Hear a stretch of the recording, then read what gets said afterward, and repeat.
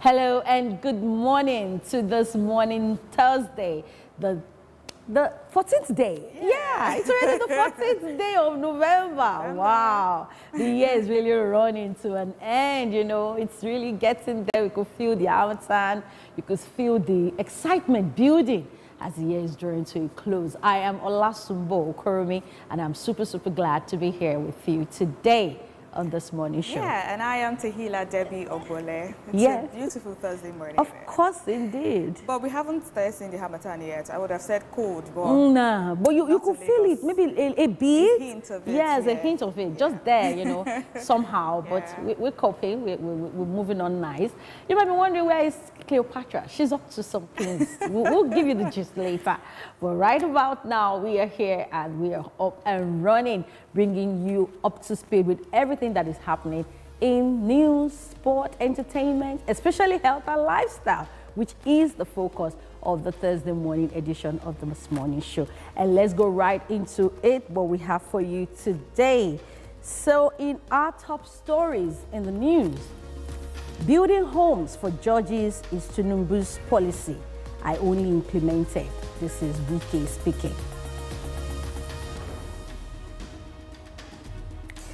And on the front burner, cesarean section considering free maternal health care for women in Nigeria. And also in the news, 1,172 Nigerians killed, over 1,000 kidnapped in 9 months. This is according to NHRC.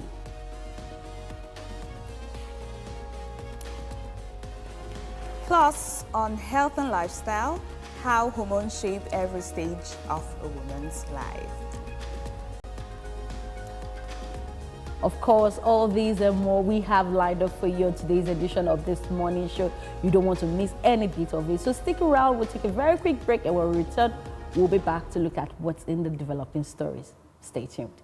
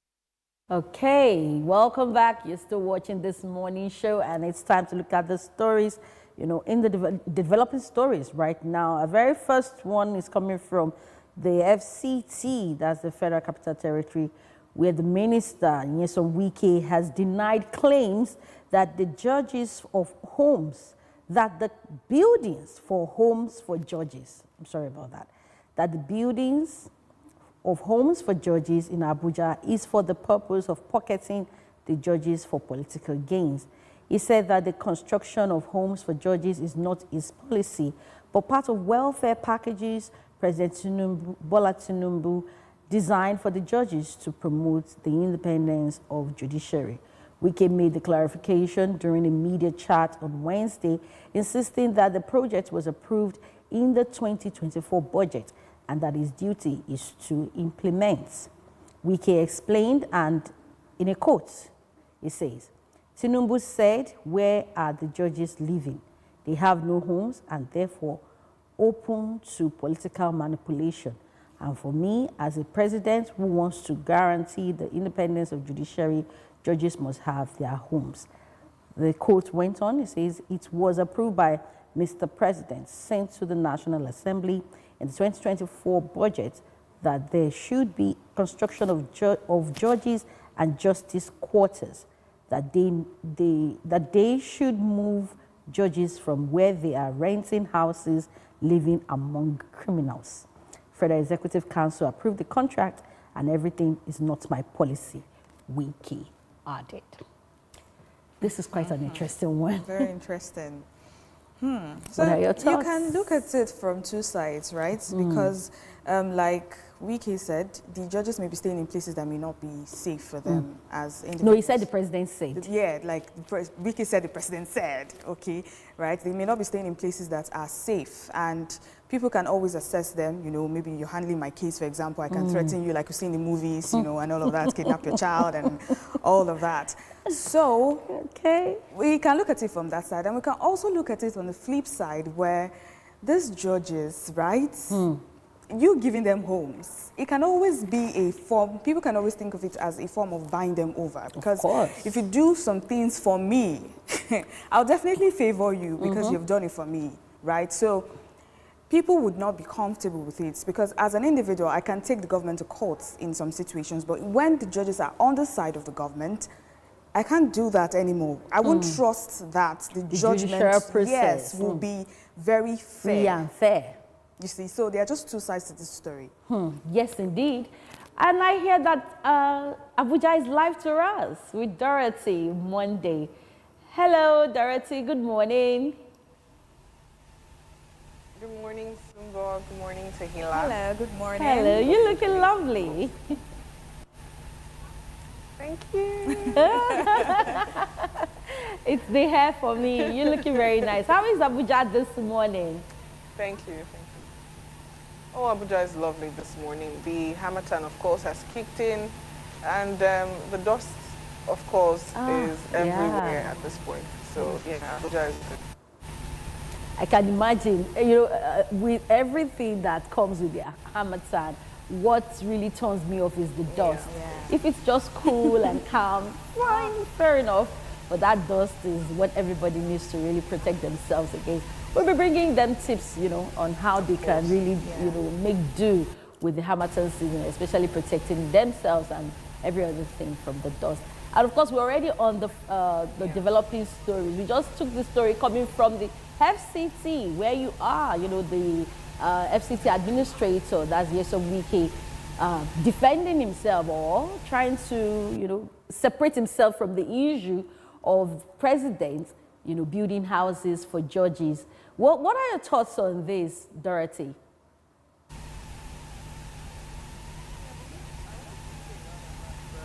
This thing works with Hello, Everybody Dorothy. who wants to be manipulated with. Are you with me? Can you hear me? Yeah, we can, but it's a bit low. It would be good if we can hear you a bit louder. Oh, okay. So I'm saying that, you know, this thing works both ways. Anybody who wants to be manipulated will be manipulated. I mean, it's a good idea for the judges to have a place where they are not renting, because other parastatals as well are being provided with that amenity. I mean, for FCT, for instance, I don't know how it is in Lagos. The CBN has their quarters where staff, senior officials, of course, reside, and I believe that that should be the same thing for the judiciary as well. I mean, these people need their own places. Saying that you don't want them to be associated with criminalities or you don't want them living among criminals, first of all, I feel like that's discriminating. Yes. But then again, it can just be said that you need these people to live where they don't have to pay bills. That is understandable. And not supposed to be manipulated. They can be manipulated. Because what's the difference? If you're going to stay in a government-approved environment, what makes them think, or what makes the government think that these people also cannot, you know, be manipulated however they want to? I mean, citizens, people want to be able to trust these judges. So whether they stay with criminals or they don't, I mean, if they want to be manipulated or you know, treated anyhow. That can happen. It can happen anywhere. Okay. Yeah, I agree with you, because the fact that the president mentioning that he doesn't want the judges living among criminals.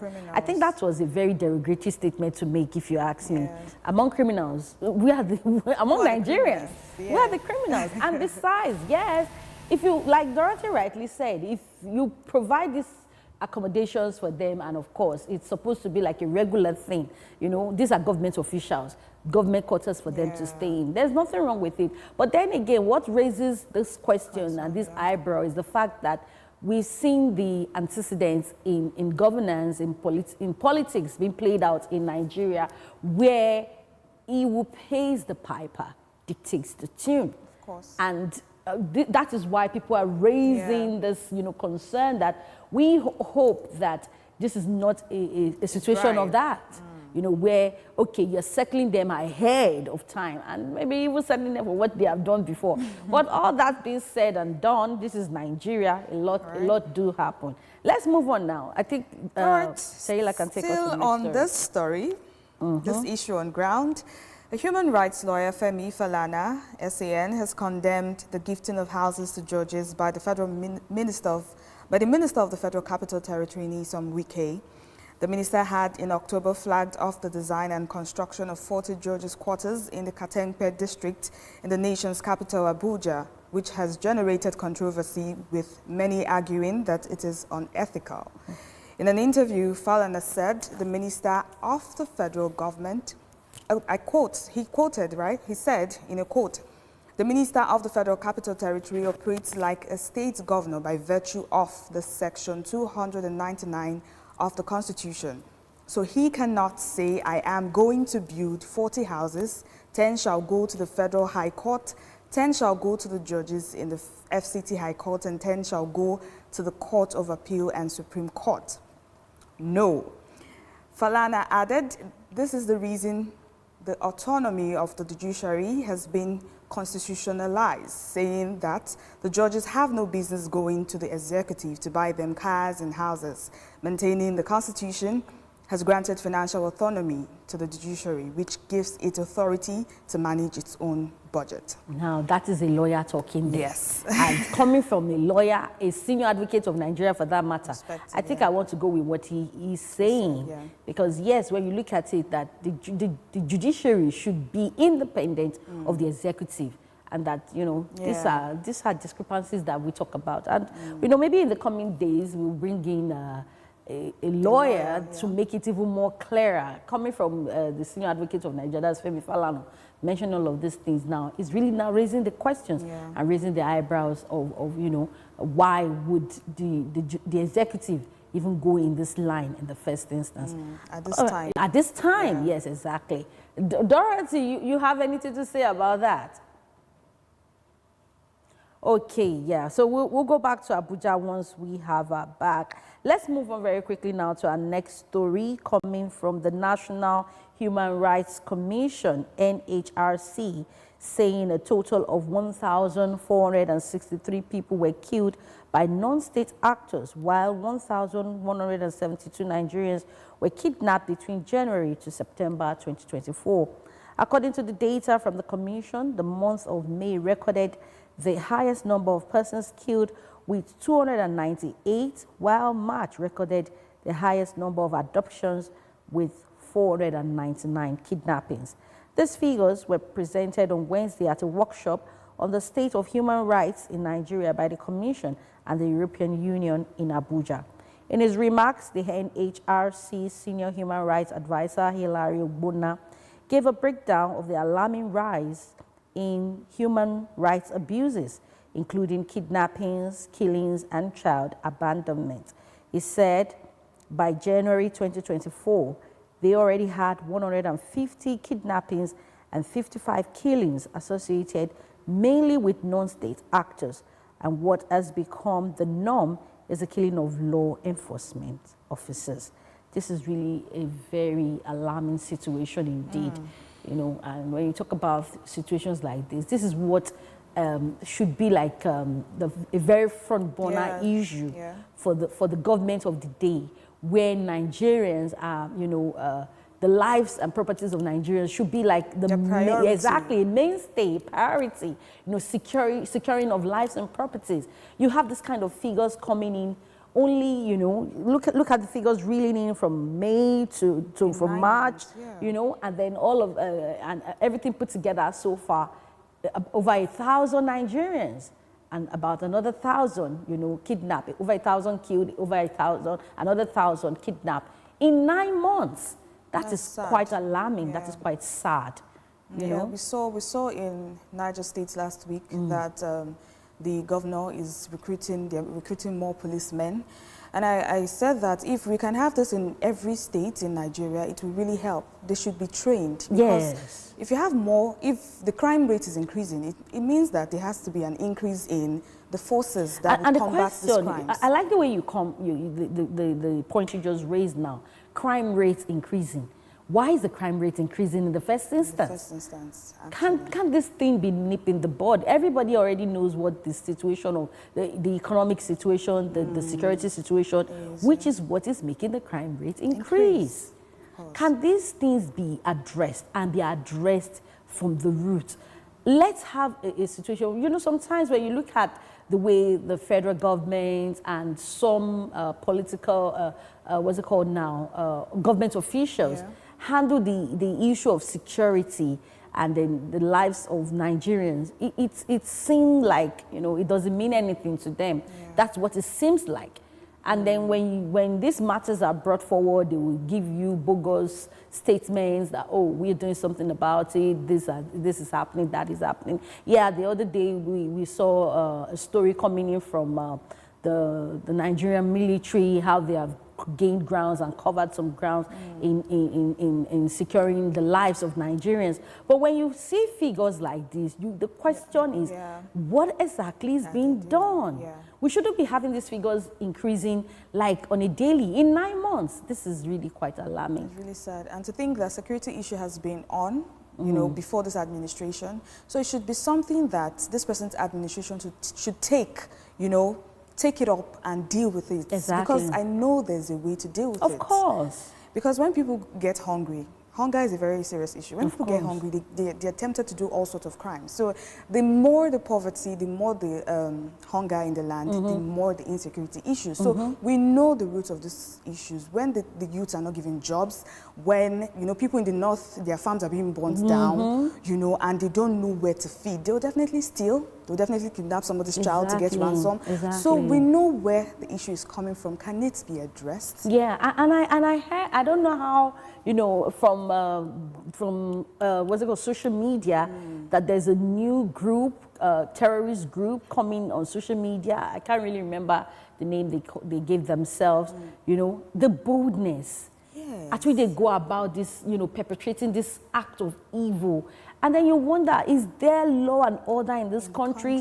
Where are the law enforcement agencies? Don't they see the activities of these people on social media? Really, in fact, recruiting new intakes. Are you serious? After they've made threats and then, destroy lives and properties, and then they come out to say they are recruiting people, recruiting younger people to come join them in the terrible things that they are doing. We need a situation where the federal government, rise up to the occasion and deal with this issue of security once and for all. Once and for all. It can be done. Can there be the political will to go about this thing and let it be done? Because what are Nigerians asking for? Just let's think about it. What are Nigerians asking? Even with the midst of all of whatever is happening, the insecurity, the economic issue, the social issues and all of that, people are still thriving. Businesses are still thriving. And an average Nigerian is just asking for the basics. You're talking about the basics. You're talking about good roads, talking about electricity, water, accessibility, and then a viable environment to do business. These are basics.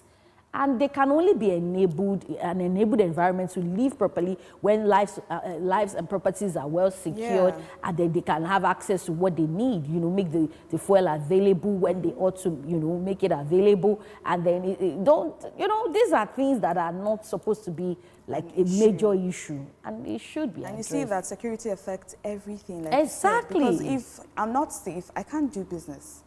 My child can't go to school. So there's a ripple effect at the end of the day. True. It affects every single thing. And if they're thinking about it from this perspective, I believe it should be, like you said, on the front burner in what they're going to treat henceforth. Of course. All yes, right, indeed. I think we should move we need to move on now before we start letting tempers rise. Let's move on. Okay. All right. The next story. Chairman / Chief Executive Officer of the National Drug Law Enforcement Agency, Brig General Mohammed Buba Marwa, says a retired partnership between NDLEA and the National Agency for Food and Drugs Administration and Control will curb substance abuse and protect public health, as both agencies signed MOU to strengthen collaboration on illicit drugs, counterfeit products. The Director General of NAFDAC, Professor Mojisola Adeyeye, affirmed the same position. Speaking at the signing of the Memorandum of Understanding between the NDLEA and the NAFDAC at the NDLEA National Headquarters in Abuja on Wednesday, November 13, 2024, Marwa said the development marks a significant turning point in our shared endeavor to improve operational effectiveness, protect public health, and guarantee community safety. According to him, in a quote, NAFDAC and NDLEA play vital roles in citizens' health and safety, while NDLEA focuses on combating illicit drug promotion, trafficking, and abuse. NAFDAC is responsible for regulating and ensuring the safety of food, drugs, and other consumables. He said the MOU will establish a framework that would enhance the sharing of vital intelligence, facilities, and expertise, which will amplify ability to effectively address the intertwined challenges of drug use and counterfeit products. This is a good one. We should see more collaborations like this. And it may be coming a bit late, but I think this is a good step in the right direction. If they can collaborate and work together, to curb drug abuse, protect public interest, public health, I think this would go a long way in combating illicit drugs, drug abuse, especially among youths and all of that. And I must say that the NDLEA, since the new Director General and the CEO, that's Brigadier Buba Marwa, took office, has been really up and doing. There is no week we don't get to see in the news, how some drugs are being seized, being transported maybe via road, even at the airport. Several news, coming in on a regular basis. I've been following. And now joining forces with NAFDAC, I think this will go a long way in curbing, drug abuse and then protecting public health generally. Because on one end, NAFDAC is trying to, safeguard the people, trying to curb the proliferation of fake drugs. And then, if they are together in this, of course, NDLEA being at the forefront, of making sure that the distribution is disturbed or stopped entirely. I think they can go a long way with this. And apart from drugs, they're also talking about some products that are fake. Yes, fake of course. So it's not just about drugs now, it's about everything that someone will take in. Because when things get expensive, people tend to produce fake products a lot that will be cheaper for people to buy. So we're looking at other pharmaceuticals, we're looking at other skincare products, we're looking at every other thing that would affect individuals. So if they can curb this, it would help a lot of people not to fall into crisis or trouble as it may seem. Of course. And of course, we hope that the partnership will really, produce a greater effort. The effort will be put together and produce a greater result. Because at this point in time, I think at different times, they've been working differently. Yeah. Now, coming together might actually make the work even more effective, and it can be seen in the system. Like you rightly said, of course, they mentioned the fact that curbing illicit drugs and then protecting public health, and what you mentioned, that actually comes under public health. Talking about, food intake, use of pharmaceutical products or skincare products, hair care products, all of those things. Yeah. It's all interwoven. And I must rightly even make mention here. Tramadol is actually is banned in Nigeria. Yeah. So a lot has been seized in recent times by the NDLEA. Just on Monday, was it that Monday or Sunday? I saw in the news how a whole truckload was seized in the northern axis of Nigeria, and of course, being destroyed and all of that. So we hope this collaboration. These are the kind of news we want to hear. Exactly, more of this, and of course, protecting the lives and the lives of Nigerian citizens. Yeah. I think that's about it, right? Yes, that's about the stories that we have coming in and developing stories. But before we go, we hope we can have Abuja join us again. Oh, okay. They would get back to us once they are put together. Can we take a quick break now, and then when we return, we'll be moving on to the next segment on this morning show. Just stay tuned.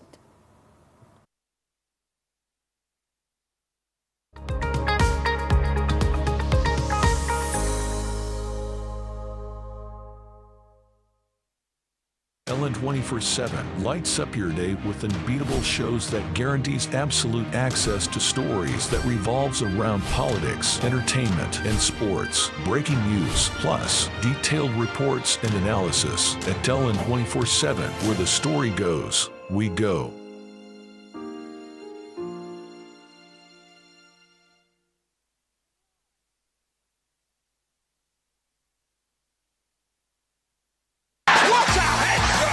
At Ellen 24/7 Sports, football just got better.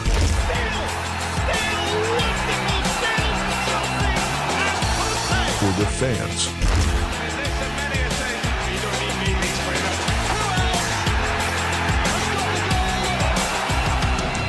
For loyalty.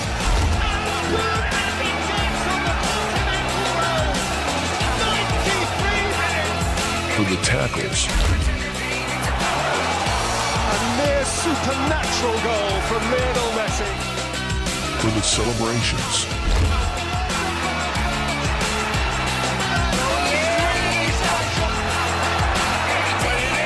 For the goals.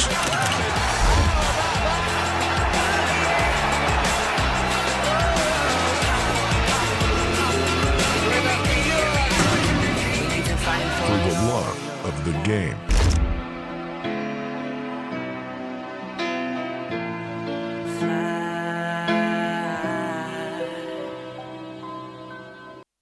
Sugars are carbohydrates, which supply a source of energy in the diet. Sugars are added to a wide range of foods and are found naturally in some foods, such as fruits and dairy products. Processed sugars, on the other hand, come in a variety of forms, such as white, brown, raw sugar, honey, or corn syrup.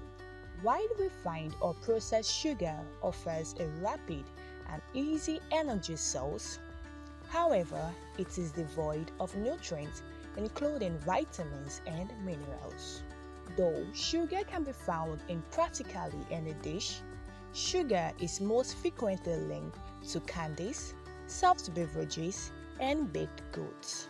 Sugars are widely used in the processed food industry, which adds more flavor, color, thickness, and volume to food items. They also have preservation properties and stop mold from growing. Now, because the food industry frequently adds sugar in places where people might not think to look, controlling sugar consumption is a major challenge. The consumption of sugar is now an important factor in public health due to its hazardous effects. A sugar-heavy diet is linked to an increased risk of heart disease, diabetes, poor dental health, high blood pressure, high cholesterol, and obesity. Here is an additional breakdown. A daily sugar intake of no more than 11 grams, or approximately 5% of total calories, is the suggested limit for better health. According to the World Health Organization, it is advised that the amount of 25 grams of sugar intake should be strictly adhered to. The recommended amount is often substantially exceeded by many people.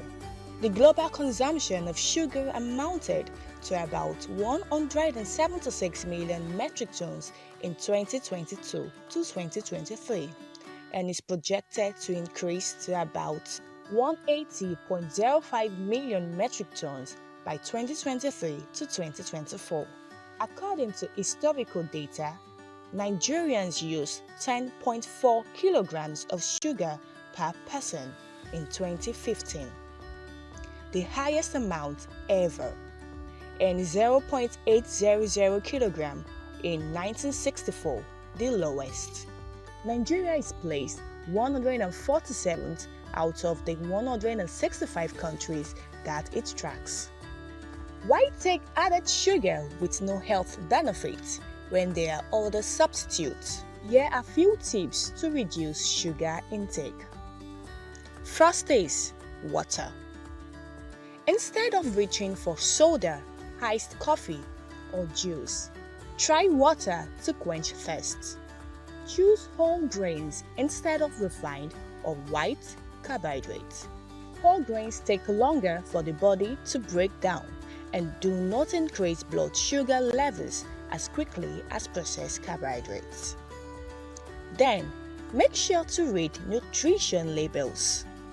Foods that have more than 22.5 grams of total sugar per 100 grams should be avoided. So, cutting down on sugar is a lifestyle adjustment that will help avert more health issues.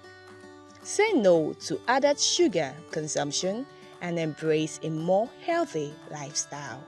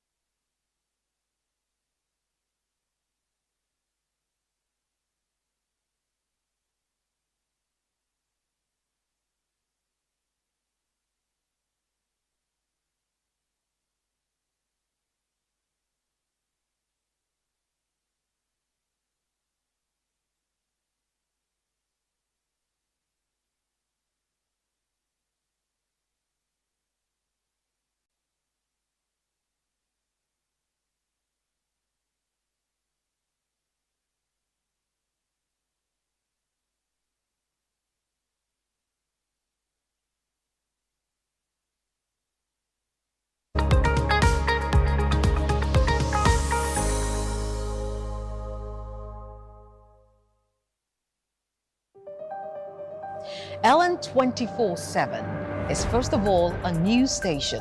Well, we continue with updates from the just concluded governorship in the southeast has raised questions if INEC will be able to conduct elections. With a core team of over 40 correspondents spread across Nigeria. Nigeria is set to take its place. And affiliates in Africa, Europe, America, and Asia. We give you news as it breaks from the perspective you can trust. Ellen 24/7 News, where the story goes, we go.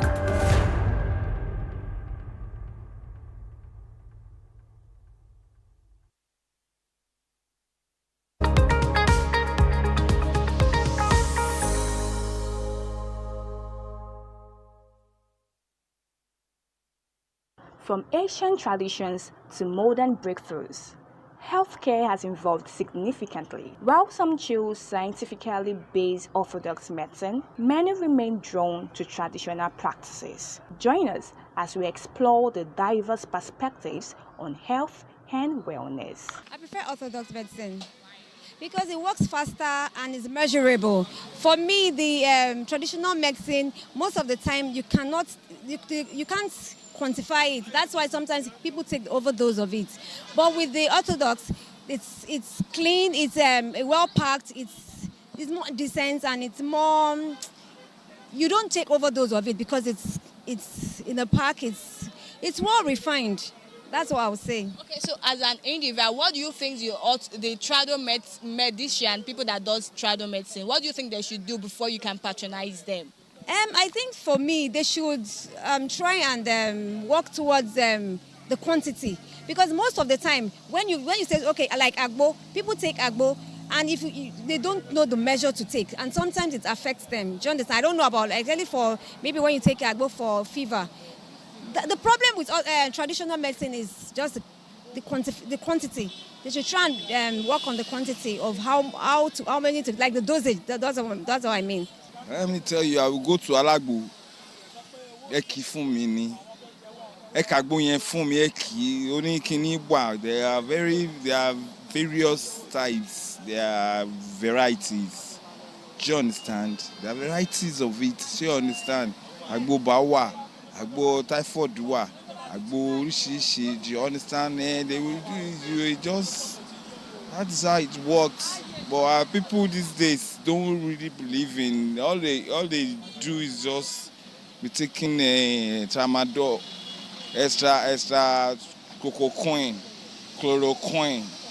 No.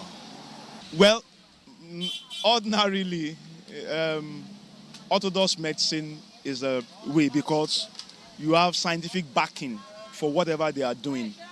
So if they say this is paracetamol, you know that it is paracetamol, you know what is there. Forget about the fake things that is going around. But if it is rightly done, whatever they say it is what it is. And they have scientific backing for what is being done. Traditional medicine, we have a long way to go. Yes, I can't say discard what we are used to, but they have to do more, in the sense that you need to know what they are giving. You can't just pick up plug a leaf and say it does all this without having, knowing what it can actually do. What are the active ingredients? And they have to do, much more in, packaging it, specifying what it's there and what it is supposed to achieve. All these 201 kind of medicine that is being, bandied around is not the way. So we have a long way to go. We can't say it's not working, but we have a long way to go in making everybody to accept it. Okay, for me, I will go for orthodox medicine. Reason being that orthodox medicine, you have your prescription, you know what's wrong with you, you've been diagnosed of a certain disease, and you have your prescription, so you know the actual drug was curing what. Unlike the traditional medicine, whereby you try to hear things like there is a certain dosage that cures all, more like a panacea, which I believe most times people even take out of proportion. There is no prescription, there is no doctor's instruction on what to take, and it might end up endangering their lives. So that's it. My opinion is that this herb medicine is a different type of thing. There are some situations where you take it, it's worse. But for me, I prefer to go to the hospital. I do total checkup, do normal checkup, like tests, body checkup. Then you see the doctor prescribe for you. Then you get better. Because some situation, you just take a go, increase the sickness, increase some certain things in your body. Trado I think that is the best drugs we Nigerians are supposed to take. But before we are able to subscribe to that, I think they have to pass through production and manufacturing, and NAFDAC have to also take a good look at it and also give a NAFDAC number before we can take it, because it's a very nice to take. Why? Because our forefathers take those things and they are stronger and they live like 120, 130, and if when they are even 80, they are very strong. But these days, the majority of all these orthodox medicine we take in this country, and we discover majority of them have side effects. And when they are taking it, we discover that some of them will even have kidney failure and all those other that. And when they are taking all those other ones that our forefathers have been producing, I think those things are not coming, but this new generation and all those drugs they are bringing in, I think that is a cause of all those several ailments that we have been experiencing. Well, when you talk of orthodox medicine and trado, they are two different, And orthodox is actually good because there are precautions, there are cautions, there are proportions as well. Imagine you want to take paracetamol. You know paracetamol works for headache or any other aches like body pain. It is organized. You know what you are doing. You know what you want to use. You complain, and they will tell you overdose. You have it is the amount, the exact amount of, and again, when you overuse it, there is also a remedy. You understand? But I'm not using that to nullify that trado is bad. But what you need trado for, don't use what? Orthodox. What you need orthodox for, you don't have to use trado. To my own understanding as a typical Yoruba man, I think trado is traditional. You have some people, they want to give birth. Yeah, they go to the orthodox hospitals, and then the doctor will say, we can't see anything. Then you have to, permit me to speak my dialect, you have to test a labor. You have to put the village leg in the matter because village people are already in the matter. So that's the usefulness of trado to me. So most times it is not necessary for you to, go to trado. But if you are somebody that is traditional, maybe from birth, nothing stops you from going to your trado. What you have been using that is good for you, keep using it.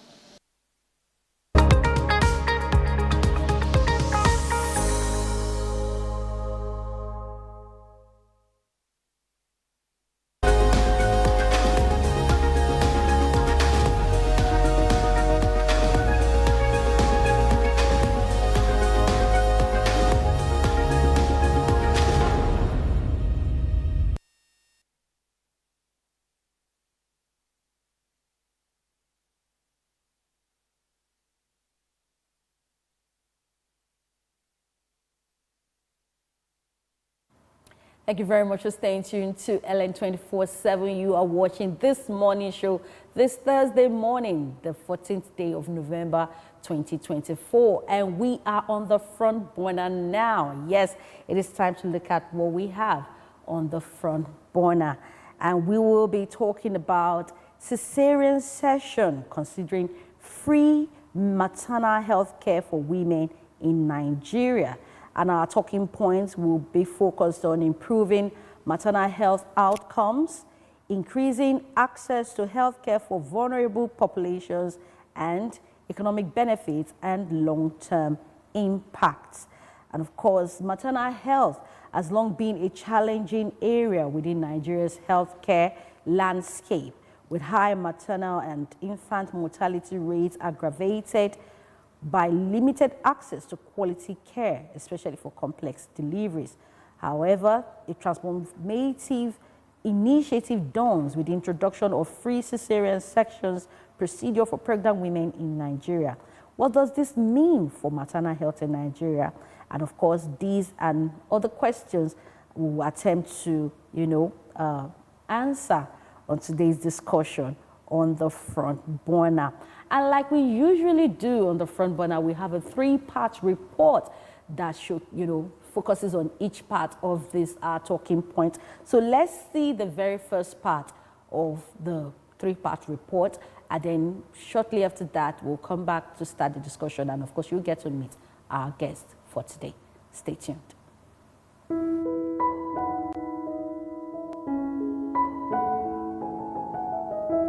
Maternal health in Nigeria faces critical challenges with one of the highest maternal mortality ratios globally estimated at around 576 deaths per 100,000 live births. The introduction of free CS procedures is a step aimed at reducing this alarming rate by enhancing access to life-saving medical interventions for pregnant women. This measure could play a significant role in addressing preventable causes of maternal death, including hemorrhage, obstructed labor, and fetal distress, by ensuring timely access to cesarean sections. The financial costs of healthcare has long been a barrier for many Nigerian women, with surgical interventions like CS being prohibitively expensive for those with limited or no access to health insurance. The removal of financial constraints through free CS initiatives means that more women, especially those in rural and underserved areas, can access the specialized care required to handle complications during delivery. This financial support helps ensure that emergency obstetric care is not delayed, ultimately contributing to healthier delivery outcomes for both mother and babies. The availability of free CS procedures could greatly reduce the incidence of maternal deaths and pregnancy-related complications. For example, hemorrhage, which accounts for a large proportion of maternal deaths, can be managed effectively with timely surgical intervention. Similarly, obstructed labor, often leading to fatal outcomes when left untreated, can be safely managed through a CS procedure. Free CS services ensure that women experiencing these complications have immediate access to the care they need without the delay or danger of financial limitations. While accessibility is a crucial aspect of maternal health care, the quality of care provided also plays a critical role in determining health outcomes. Implementing free CS procedures must go hand in hand with investment in training, facilities, and equipment to support safe and effective surgeries. Healthcare facilities across Nigeria, particularly in remote regions, often face a shortage of trained personnel, medical supplies, and basic infrastructure. To improve outcomes and build trust in healthcare, the initiative should also focus on equipping hospitals, especially at the grassroots level, to provide high-standard CS procedures. Aside from financial barriers, social and cultural factors also impact a woman's decision to undergo a CS. Traditional beliefs,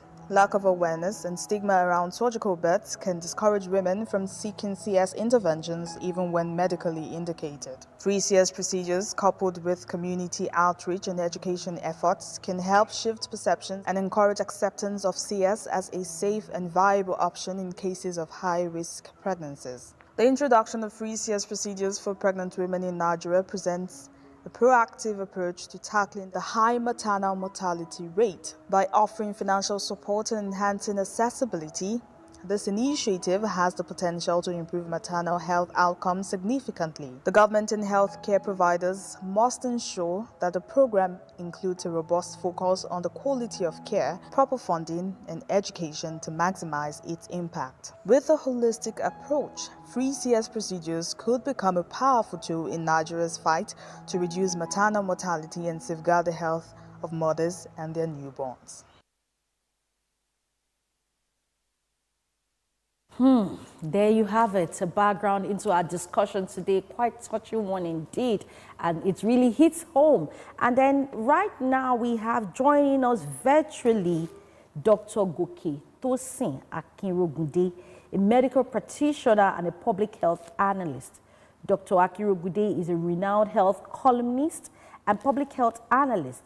He is the principal associate and lead doctor at GTAC Health Communications and Clinic in Ikeja, Lagos, Southwest Nigeria.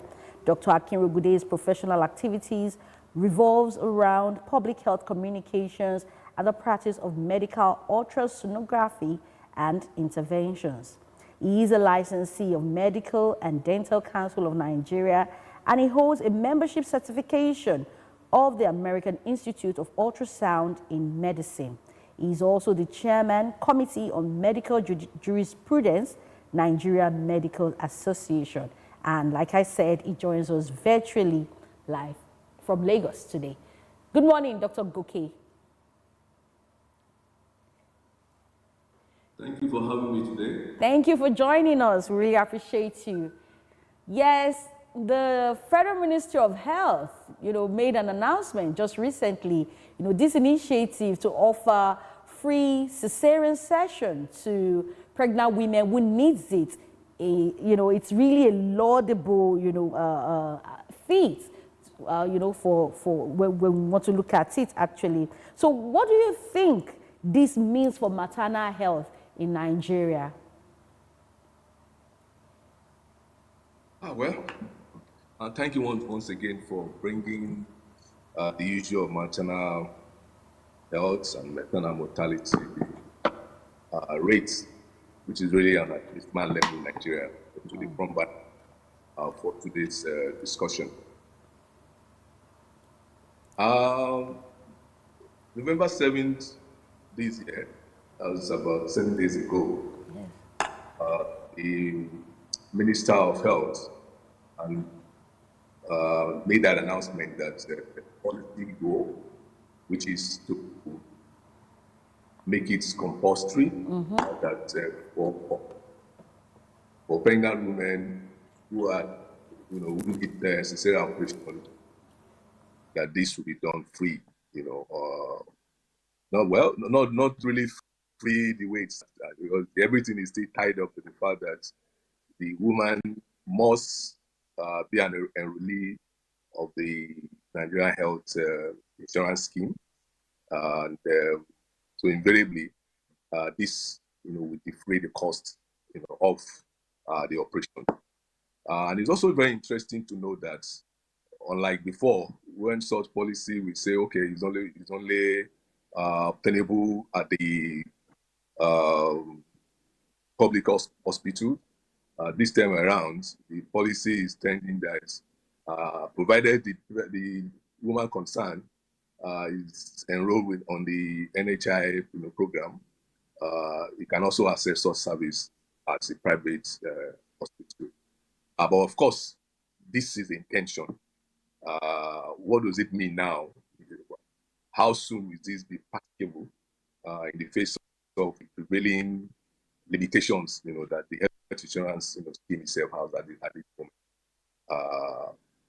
And how are you going to defray the cost, if, for example, it's taking place at a private hospital? There are so many things that we need to look at. But generally speaking, well, it's a good statement. It reflects the minds of all health practitioners, particularly those that are involved directly in managing maternal health. To a large extent, if this works, it will really take us to a higher plane. Being cognizant of the fact that in Nigeria today, you have about 817 per 10,000, maternal deaths related to pregnancy. Not so good. It's also estimated that between Nigeria and India, who are the highest, Nigeria is placed number 4. About 35% of these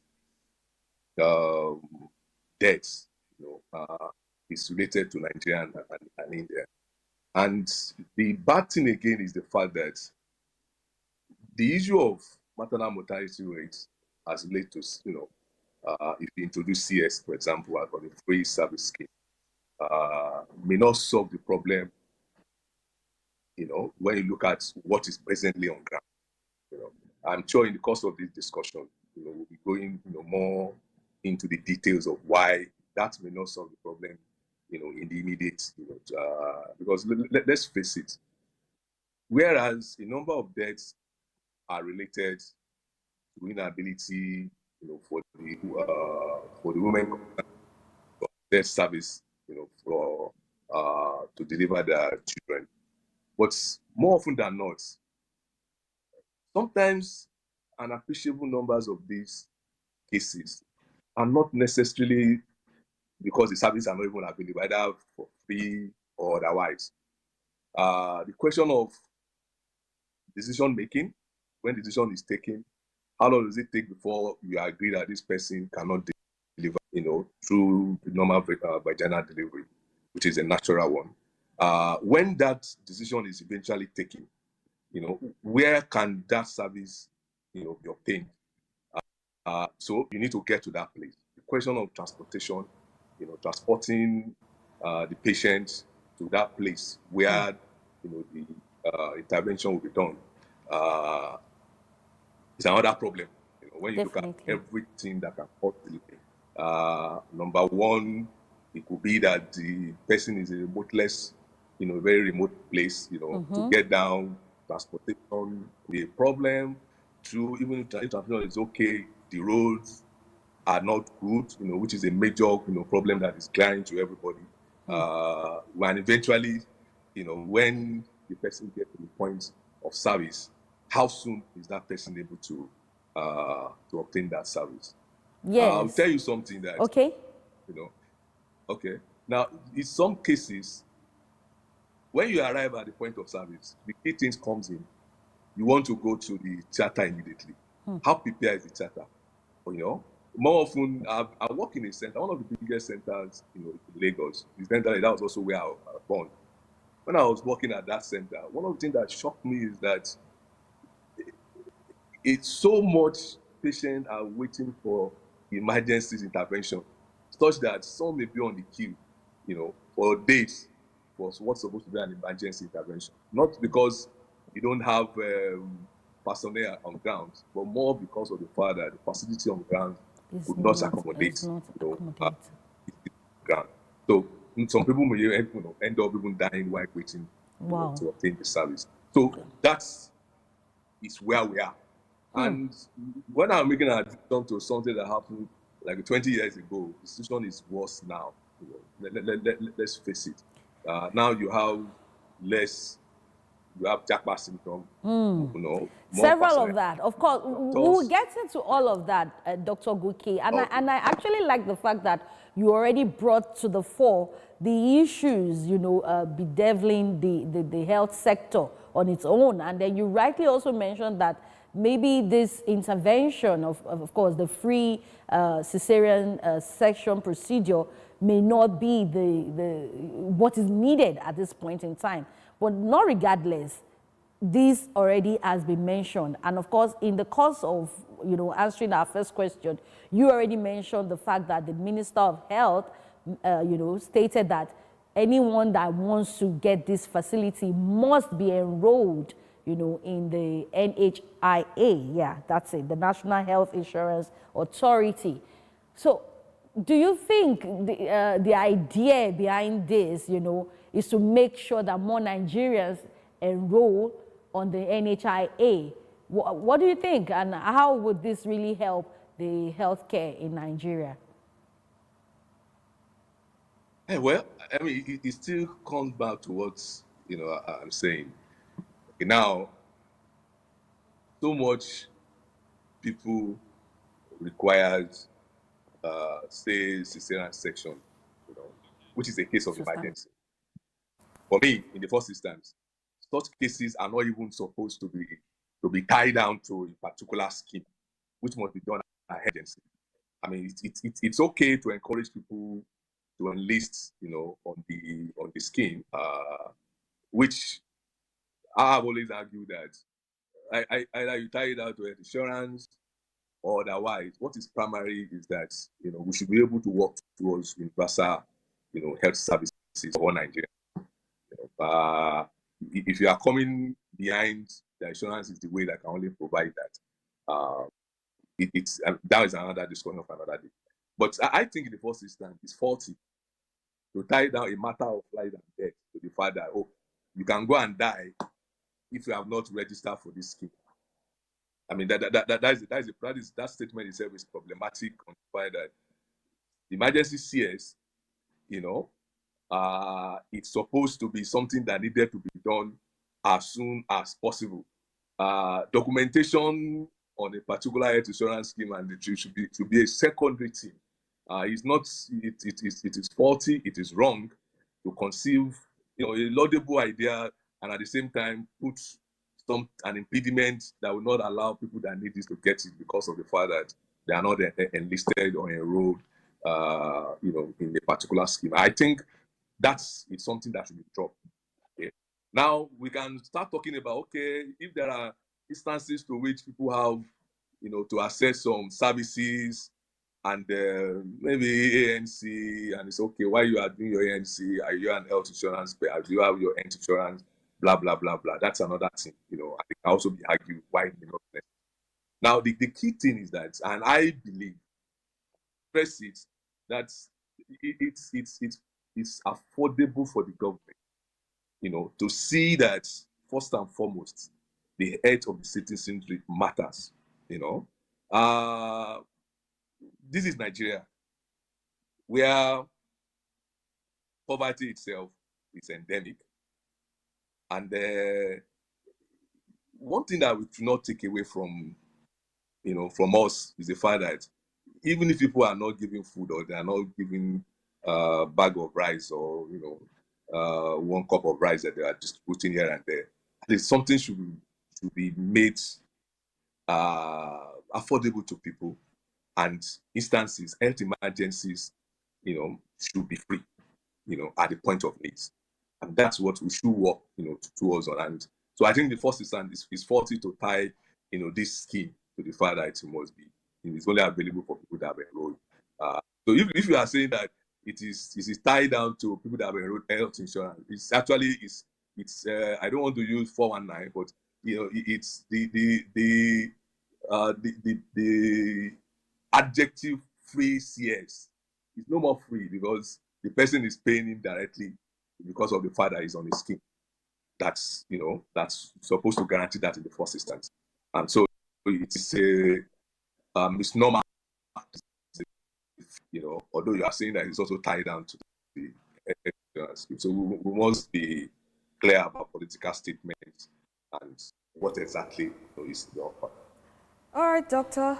You've already mentioned some of the challenges, as it were. So are there measures put in place, to ensure the quality and safety of these free medical procedures in medical facilities across the country?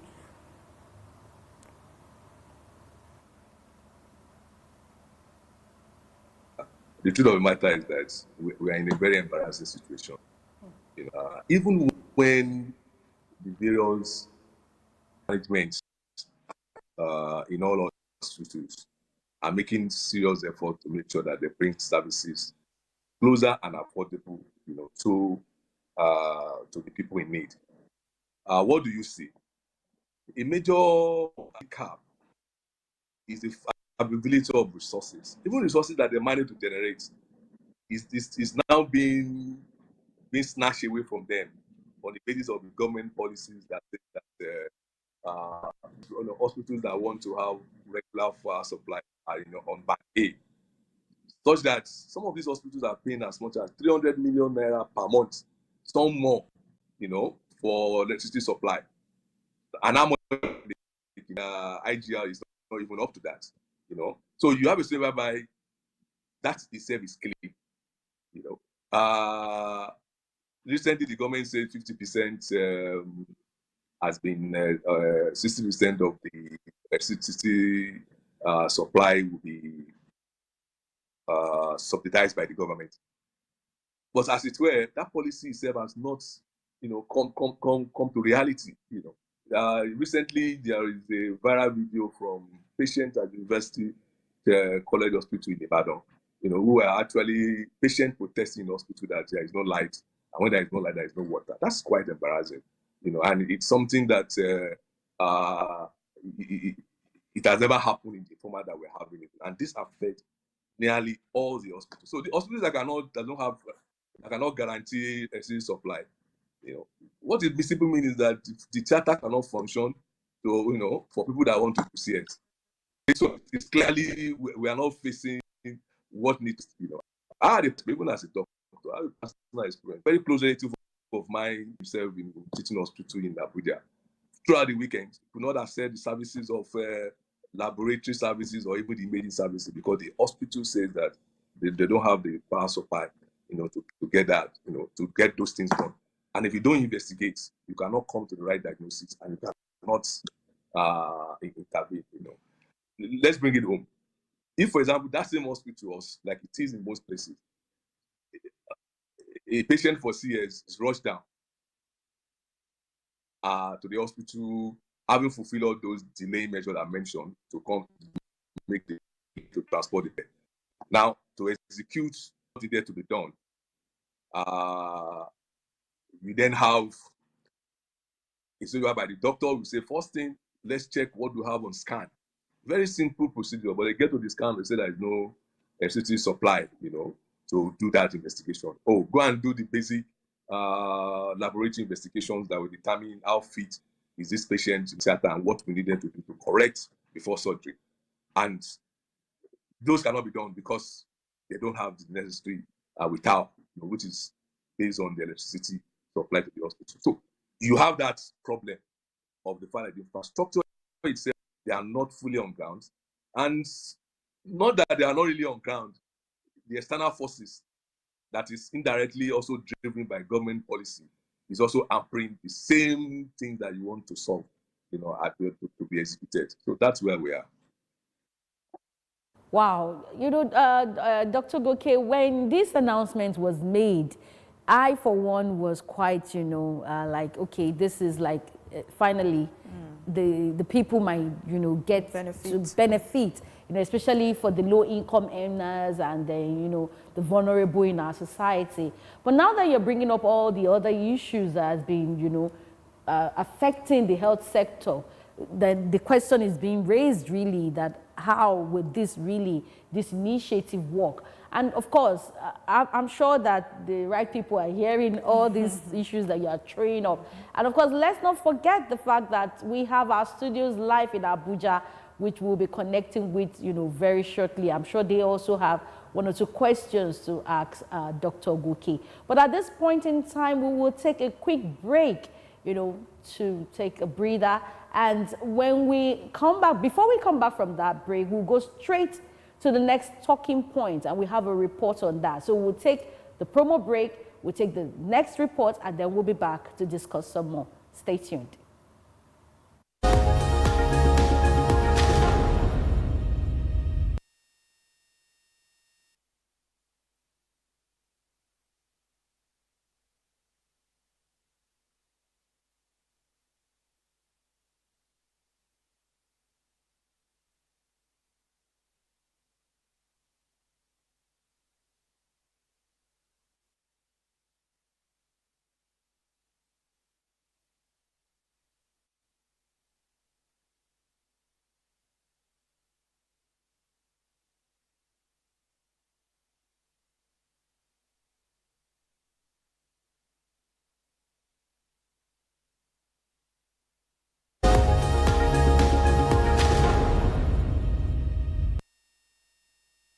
In Nigeria, maternal and child health care access remains highly unequal, with significant barriers for low-income families and rural populations. Approximately 43% of the Nigerian population lives in rural areas, where healthcare facilities are often scarce, underfunded, and distant, making access to essential health services challenging for pregnant women in these communities. This limited access contributes to Nigeria's high maternal mortality ratio and reinforces disparity in maternal and child health outcomes. Free CS procedures can play a crucial role in increasing healthcare accessibility for Nigeria's most vulnerable women. By removing financial barriers, low-income women who previously could not afford cesarean sections can now receive timely, potentially life-saving interventions during childbirth. The initiative also addresses geographic disparities, promoting health equity and supporting Nigeria's commitment to universal health coverage. In Nigeria, 60 to 70% of maternal deaths occur in rural areas, largely due to access to healthcare facilities,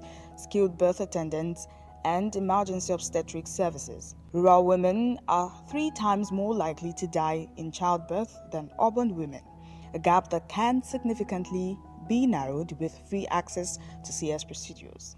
Only 40% of Nigerian women give birth in healthcare facilities, with a much lower rate in poorer rural areas. Women in lowest income quintile are 40% less likely to have a skilled attendant present during childbirth than those in the highest income quintile. Free CS procedures offer a solution for low-income women to access necessary health care, promoting a more equitable distribution of services. The introduction of free CS procedures is a progressive approach to reduce health disparities. Rural women, especially in marginalized northern or southern regions, often face logistical and financial barriers to healthcare access. For example, Distances to the nearest healthcare facility can be over 50 kilometers, a journey many cannot afford or manage, especially in emergencies. Free CS services, especially if paired with mobile clinics or community health initiatives, can make healthcare accessible to women previously excluded from essential services. Free CS procedures also work to address financial barriers, as out-of-pocket healthcare expenses make up to about 77% of total healthcare expenditures in Nigeria, the highest in sub-Saharan Africa. By reducing out-of-pocket expenses for low-income families, this initiative can mitigate catastrophic health expenditures and enable more equitable access to care. Free CS procedures align closely with Nigeria's broader effort to achieve UHC, with UHC as a top priority under Nigeria's National Strategic Health Development Plan 2. Scaling up free and accessible services such as CS procedures support the government's commitment to ensuring affordable and equitable health care for all Nigerians. Free CS procedures could represent a fundamental step in Nigeria's healthcare evolution, illustrating how public health initiatives can improve outcomes by addressing financial, geographic, and social barriers to healthcare. Achieving UHC requires an inclusive approach, and free CS services can set a precedent for expanding other maternal and child health services, benefiting Nigeria's population long term. Through well-coordinated efforts and strategic partnerships, Nigeria can lead the way in maternal health reform, building a future where every woman has the opportunity for safe childbirth. Yes, you're still watching this morning show on Ellen 24/7, and we are on the front burner. And our topic of discourse today is cesarean sections, considering free maternal health care for women in Nigeria. And of course, we had already, gone ahead with our first talking point, which was focused on improving maternal health outcomes. And right now, we are talking increasing access to health care for vulnerable populations. And of course, we have still with us virtually Dr. Goke Tosin Akinrogude. He is a medical practitioner and a public health analyst. And before we went on that break, I mentioned the fact that Abuja Studios is live to us. Hello, Dorothy. Hi, I'm still here. Yeah, thank you for staying with us. It's been an interesting topic. Of course, you'll be following the conversation, of course. right? Yeah. Okay. Yeah, I have. Yeah, so I'm sure you have one or two things to ask Dr. Goke. He's still very much live to us. So over to you, Dorothy. All right, Dr. Goke. I mean, first of all, this is a good initiative for women, of course, those who are vulnerable, who don't have, and for those, of course, who have. But my question now is, what type of complications or risk factors most commonly used led women, rather, to require C-section in Nigeria? Because if it's not the normal birth, it's the cesarean section. Now, what are the common, challenges that lead to women wanting to undergo the cesarean section?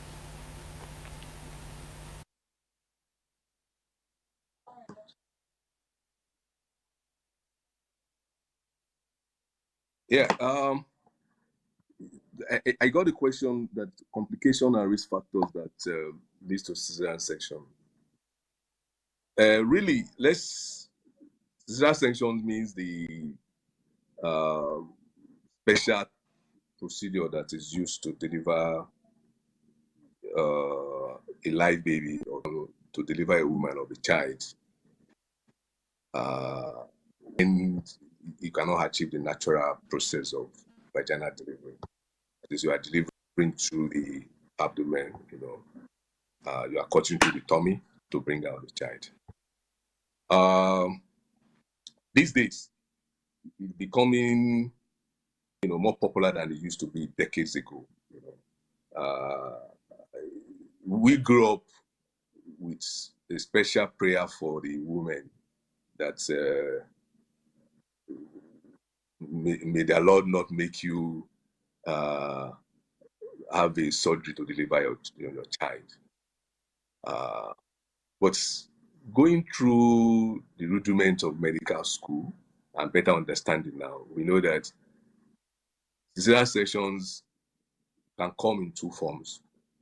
It can come as an elective procedure, in which case it is not an emergency procedure. The decision to go in and deliver that child is not is something that has been programmed ahead of time, and that would presuppose the fact that this person has been attending antenatal clinic, and in the course of the antenatal clinic, the doctors that are seeing, and the obstetrician has conclusion that the best way to protect maternal health and also the health of the child inside the womb is to deliver through the abdomen. Okay, because for whatever reasons, it could be that the woman will not be able to withstand labor, as we call it. That is the process that will develop and evolve through, taking place between, 10 to 16 hours on the average, before you have the full dilatation of the cervix, which is the neck of the womb, where the baby will pass through to enter the vagina, and it's going to come out through that process. So that is what we refer to as elective CS. So the doctor determine, okay, this is the best day, everything is well prepared, the best team is assembled, it's a routine, theater day, all hands on deck, and this is done. Expectedly, and statistics also support the fact that elective CS has better outcome than the emergency CS. Emergency CS are, as the name connotes, is not, the cesarean section that has been planned to take place at the time that, it is taking place. More often it is due to complications, unforeseen circumstances that can arise in some pregnancy. But it could also, due to, and usually this is probably more, to individuals that have not been properly attended to, in the course of the pregnancy by the health, professionally trained practitioner, who would have had enough, 9 months is a long time if you follow a pregnancy closely to know that this one will not go through the right way, It is estimated that about 20% of all pregnancy, or thereabout, will not follow the natural course. And these are the ones that we look out for mainly, in the course of antenatal, visits, and all the investigation that will be done. For example, if a woman, in the course of as simple as developing high blood pressure that was not there before, and suddenly have high blood pressure, which could be a red flag that you are dealing with a special case or what we call preeclampsia in labor, whereas it's not just the high blood that is the problem, it is also due to the fact that other issues are arising that could put the life, of the mother, in danger. You have to, whereby, the woman will be passing out protein through the urine, and when you start passing out protein through the urine, it can lead to a process that can put your kidney under threat, and you see body swelling, as the reason why that is happening. So in that condition, a case like that, you don't want to have a case whereby in the course of labor or just before labor, or even after labor, the woman will now throw fits, start convulsing, because of the fact that she has, the cause of this is mainly the pregnancy, especially with the placenta, still in place. So if the attending physicians, the attending obstetrician or the doctors, as the case may be, or even the midwife, realize that this is going to be the case. So they can easily say, sort it out, this one should go, for a CS that will be properly prepared for. When I say properly, it means that you are serving the best hands, the surgeon, the anesthetist that is going to put relax the woman for the operation. The theater team are complete. all hand and deck. So you are likely to have a successful outcome in that process. Or like what will happen in emergency is that you have to make do with what is on ground. And what is on ground may not be the most experienced hands, may not be, the work prepared theater and all those things that can happen in emergency cases. So this whole thing is about making sure that in a pregnancy, a woman attends the antenatal care. So those are the complications, common ones that can, of the pregnancy that may lead to tears. Okay. I don't know if you still want me to go more. So, did you still have a question? Okay, so doctor, let's talk a little about the obstetric care. Now, what would you say are some of the barriers, that pregnant women in Nigeria face when it comes to assessing emergency obstetric care? Well, it's the barrier is multifaceted, really. Let's look at it. Like we hardly discussed, in the course of this program, and also from the promo that was run along. There are instances to which the woman is not assessing the services arising from the decision to even go for the service itself. A case that is not looking too good, instead of going straight to the authorities, where there is a scientific basis for the intervention, this person may end up going to religious centers or end up, going to the traditional birth attendants, which they may perceive as being more friendly, and that delays. It makes the case worse because you are not going to the place where they will determine that you should have interventions immediately. So that is a factor. Like I also mentioned, a factor may even be the fact that they even love to go there.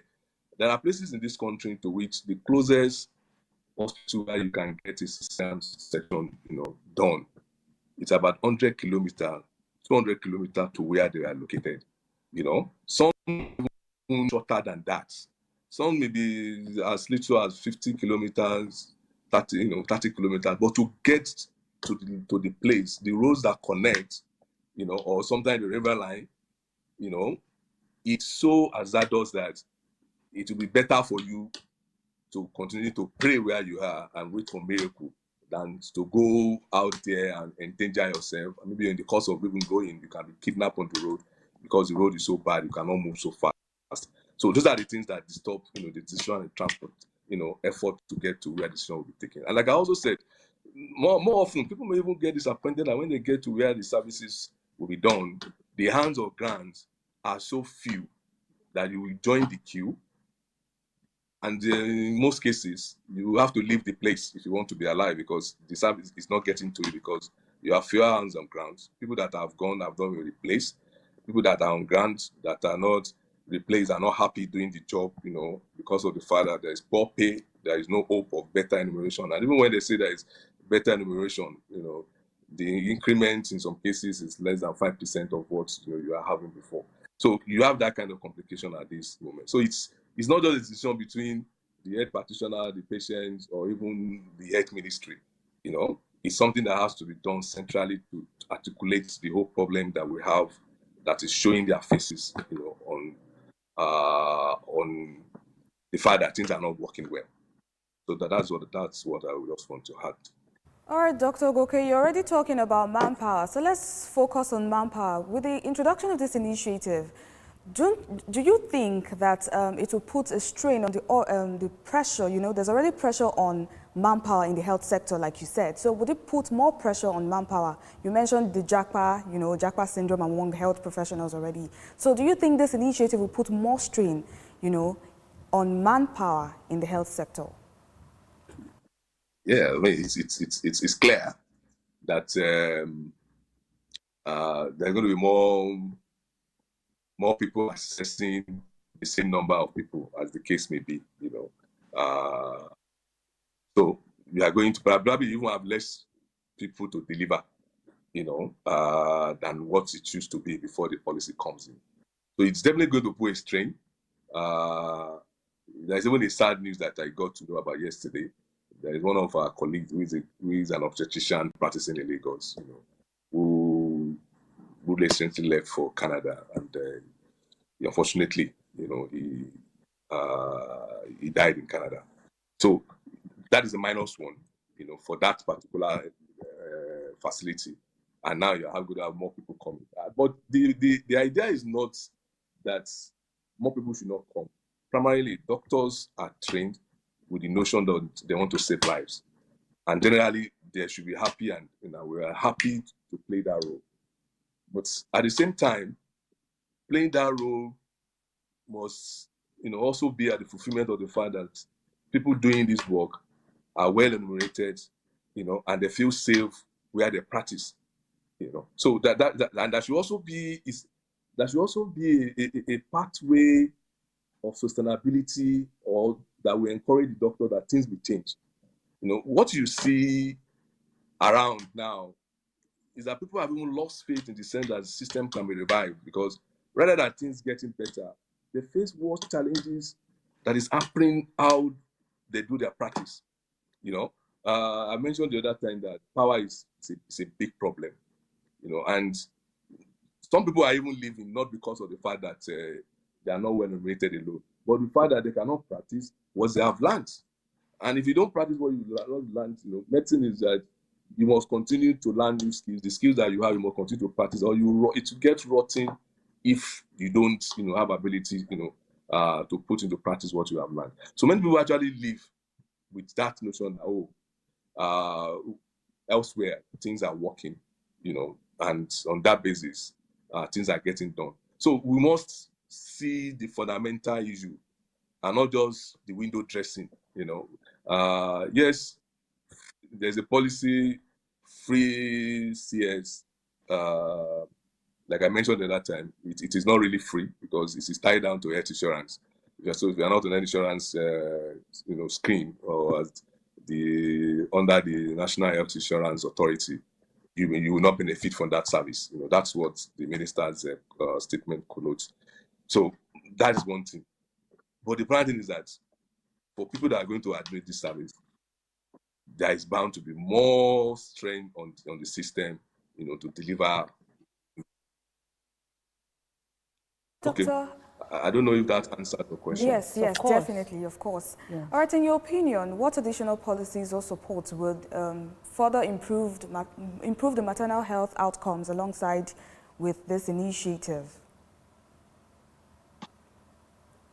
Yes, first and foremost, I think I think I'm an advocate of the fact that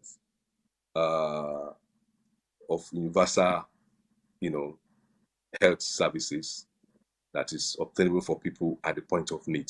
That should be our goal. It's not for us to start setting barrier that it is not possible, or there is nowhere in the world, that such things take place. The goal of any serious, government is to put the life of the populace as the primary reason of governance. If this is going to involve the fact that people, who are within the political class, is going to even say, okay, because we want Nigerians to have free health care, we are going to slash seriously, what is due to us, or what we have voted for ourselves, in terms of remuneration. And to that extent, this will guarantee health services, for people at the point of it. Now, the other thing can come in that different way. The people that have SS as what they gain, or that locked up in the bank vote. Such resources itself can be available for people that does not have hope based on what is obtainable now of accessing health.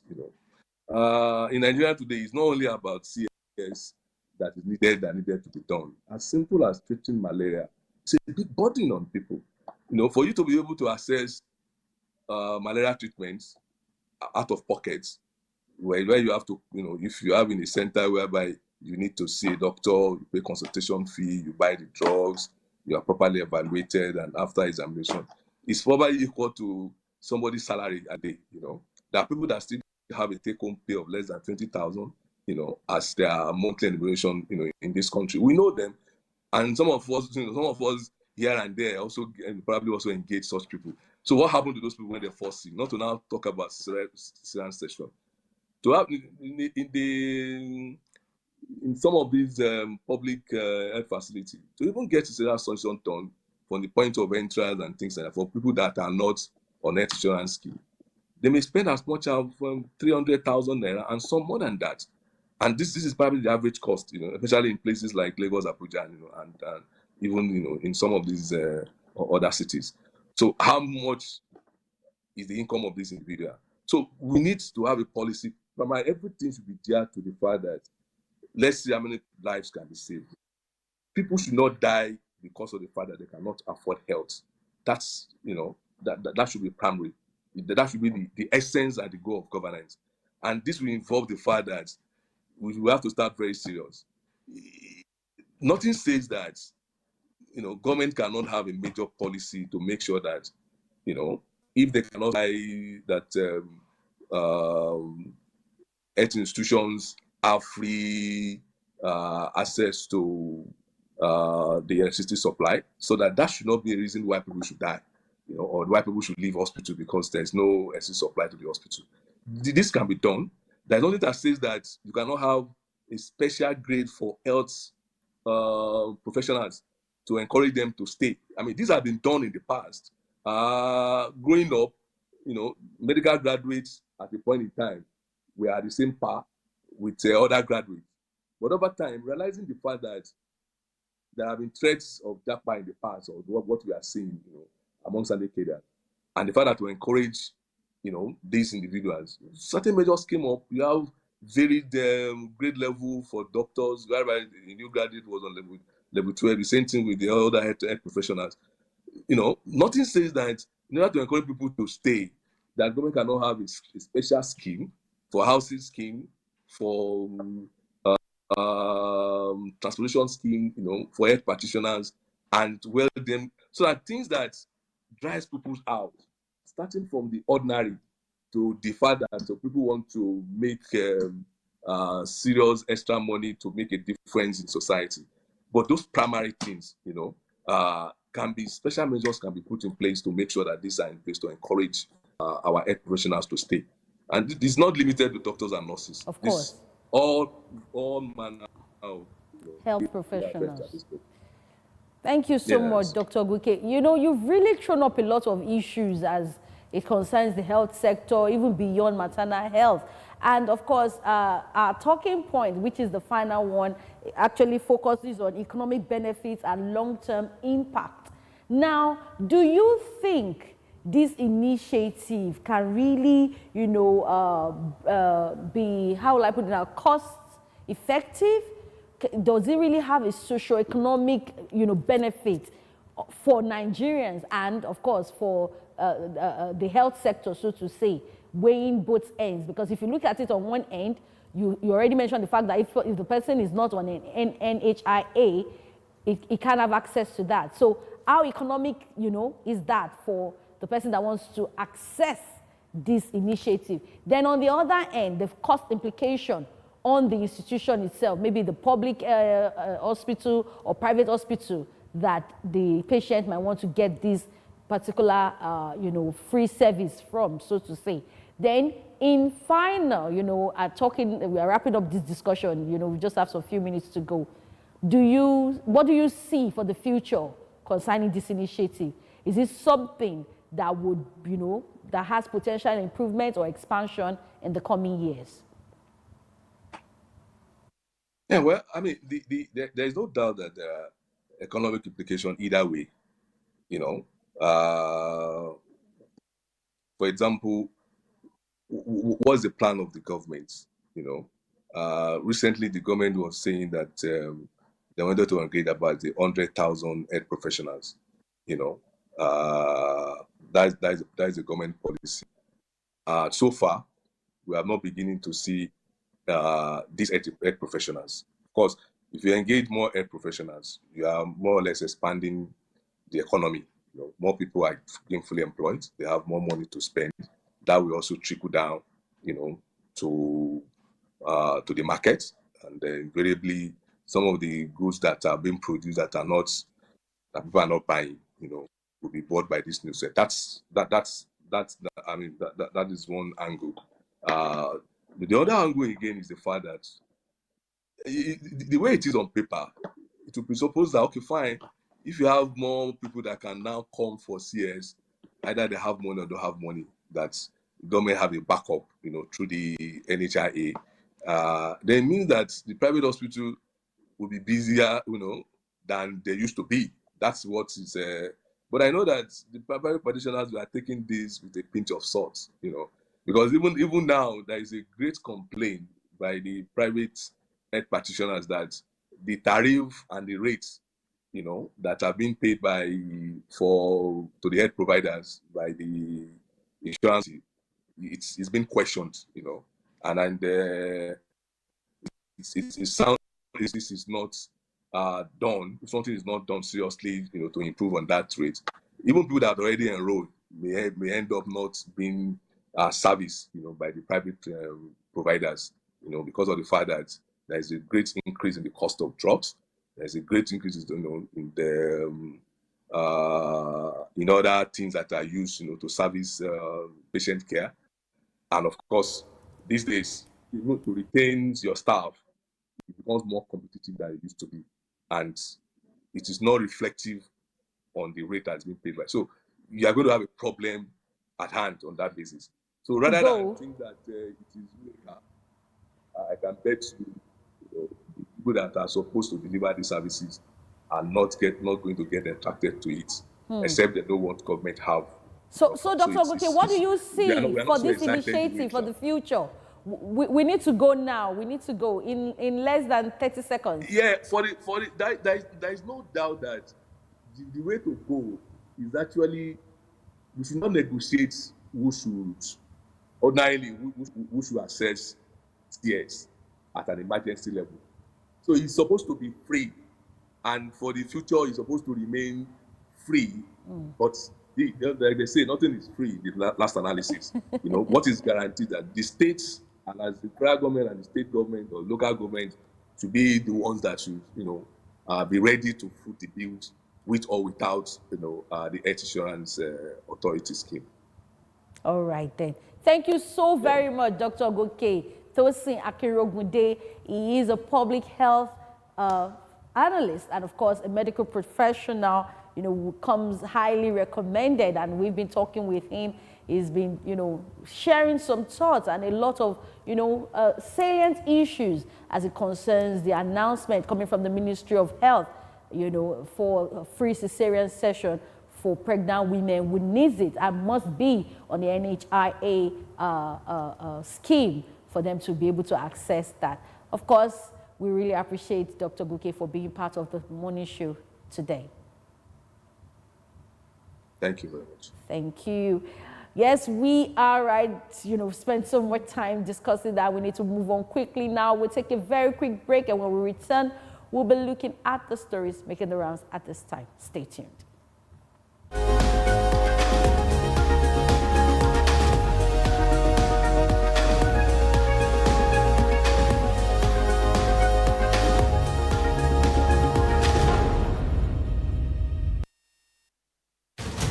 Stay up to date with LN 24/7. LN 24/7.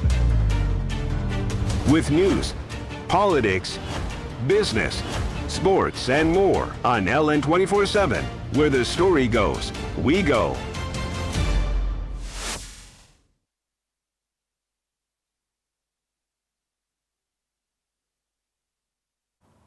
The Director General of the National Center for the Control of Small Arms and Light Weapons and Deputy Inspector General of Police Johnson Kokumo, retired, says they have mapped out robust strategies with other security agencies to mop up the proliferation of small arms and light weapons in the country. Kokumo, who said this during his one-day working visit to the North Central Zonal Office of the Center as part of his planned schedule for 2024, said the Center has so far discovered a total of 215 small arms and light weapons blacksmiths operating in the North Central region, who have since been profiled. According to the DG, Johnson Kokumo, DIG, I beg your pardon, Johnson Kokumo, the commission exists, amongst other things, to prevent, combat, and eradicate the illicit trade in small arms and light weapons, educate and sensitize the public, and provide information on the dangers of small arms and light weapons to discourage their production. Kokumo added that with the commission now having the backing of the law to arrest and prosecute the proliferation of small arms and light weapons, which breeds terrorism and other crimes, will soon be a thing of the past. This report has more. On arrival at the North Central Zonal Office of the Center in Minna, the Niger State capital, the DG was received by the Zonal Director, Major General Hamza Bature, retired, and members of staff of the center. According to DIG Johnson Kokumo, the commission exists, among other things, to prevent, combat, and eradicate the illicit trade in small arms and light weapons, educate and sensitize the public, and provide information on the dangers of small arms and light weapons to discourage their production. Kokumo added that with the commission now having the backing of the law to arrest and prosecute the proliferation of small arms and light weapons, which breeds terrorism and other crimes, will soon be a theme of the past. Recently, the center embarked on destruction of 2,400 illicit weapons at Muhammadu Buhari Cantonment, Giri in Abuja. Not long ago, the center was able to retrieve from the Nigerian Customs Service a total of 844 assorted rifles, weapons, brought in illegally by criminal elements through on a port, River State. The center has been able to recover that. We received that from the Nigerian Customs Service. Investigations is ongoing, and of course, the main importers, the main criminal elements have been arrested. The North Central Zonal Director of the Center, Major General Hamza Bature, retired, emphasized the need for collaboration with security agencies and community members to fish out those responsible for the proliferation of illegal small arms and light weapons. He assured that under his watch as the Zonal Director of the Center, the proliferation of small arms and light weapons will be met with stiff resistance for peace and development of not only the region, but the nation at large. We have recruited men and women and some other heads of communities to assist in watching out for all those people that you are talking about. The center maintains that the general security situation in the North Central Zone is relatively calm, and they hope to maintain the feat with adequate sensitization of the community members and robust collaboration with security agencies.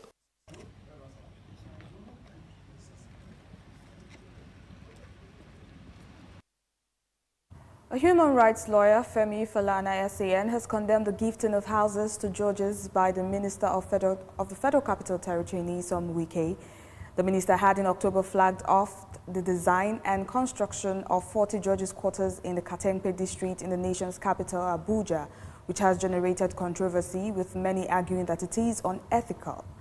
In an interview, Falana said, and I quote, "The Minister of the Federal Capital Territory operates like a state governor by virtue of the Section 299 of the Constitution. So he cannot say, I am going to build 40 houses, 10 shall go to the Federal High Court, 10 shall go to the judges in the FCT High Court, and 10 shall go to the Court of Appeal and Supreme Court. No." Falana added, "This is the reason the autonomy of the judiciary has been constitutionalized, saying that the judges have no business going to the executive to buy them cars and houses. Maintaining the Constitution has granted financial autonomy to the judiciary, which gives it authority to manage its own budget." The Nigerian economic reforms since the current administration took office last May have boosted investors' confidence in the economy, helping the country secure $30 billion in commitment from foreign investors, President Bola Tinubu said on Wednesday.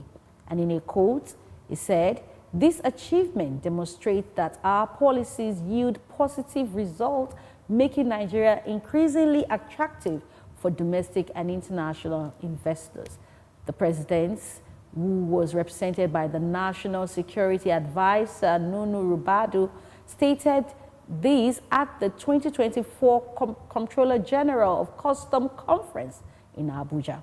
The quote continues, "Our commitment to creating an enabling business environment has resonated with the international investment community," he added. Attracting foreign capital inflow into Nigeria, which slides to 4th place behind South Africa, Egypt, and Algeria in the pecking order of Africa's largest economies this year, is a major plank for Mr. Tinubu's ambition of building a $1 trillion economy by 2030. The administration is stopping at nothing to lure back investors who deserted the economy after a foreign exchange scarcity made it impossible for many to recoup their investment, also putting off potential investors. The president is banking on a series of deals from Asia, notably from India and China, to accelerate a sluggish economy that fell prey to 2 recessions under the watch of his predecessor.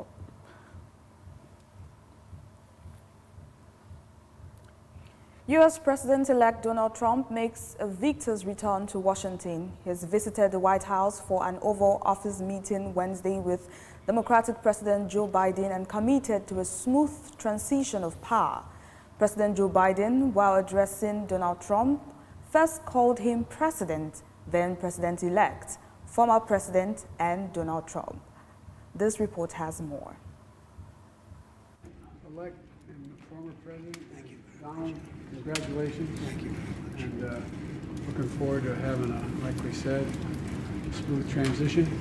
Do everything we can to make sure you're accommodated, what you need. And we're going to get a chance to talk about some of that today. So good. Welcome. Thank you very much. And thank you very much. And politics is tough. And it's, in many cases, not a very nice world, but it is a nice world today, and I appreciate it very much.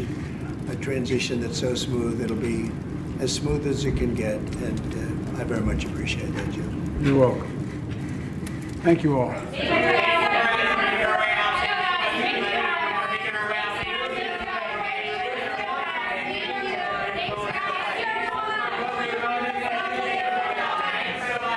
Well, Mr. President. And that's the much we can take from the news at this point in time. For updates and comments, you can log on to our website. That is www.ln247.news. And of course, visit all our social media platforms to stay updated on everything that is happening, and we bring it live to you. The Morning Show continues shortly. Before we came in for the news, we had a front burner discussion that focused on maternal health and the free cesarean session, just recently announced by the Ministry of Health. And we really had a very robust discussion with our guest, in person of Dr. Goke Tosin Akinrungude, a public health analyst and, of course, a medical practitioner. And, of course, because of time, we needed to quickly come do the news. And we just want to wrap this the discussion up even more properly to give us a full information about the discussion. So for the discussion today, let it be known that the introduction of the free cesarean section procedure for pregnant women in Nigeria is a significant stride towards improving maternal health and reducing mortality. Removing the financial burden associated with C-sections will enable more women to access life-saving care, particularly in cases of complicated deliveries. The program has the potential to impact positively on low-income and rural families, reducing out-of-pocket expenses and encouraging facility-based births, which are crucial for safe deliveries which are crucial for safe deliveries. In the long run, the initiative will reduce health disparities and create a path towards a healthier and more resilient Nigeria. And like the good doctor rightly said, putting attention in the right places for the right reasons will actually make everything even much more better beyond just introducing the free cesarean section for pregnant women. And we have a third part to that report. So we'll see that report and then we'll be back to wrap up the morning show. Just stay tuned.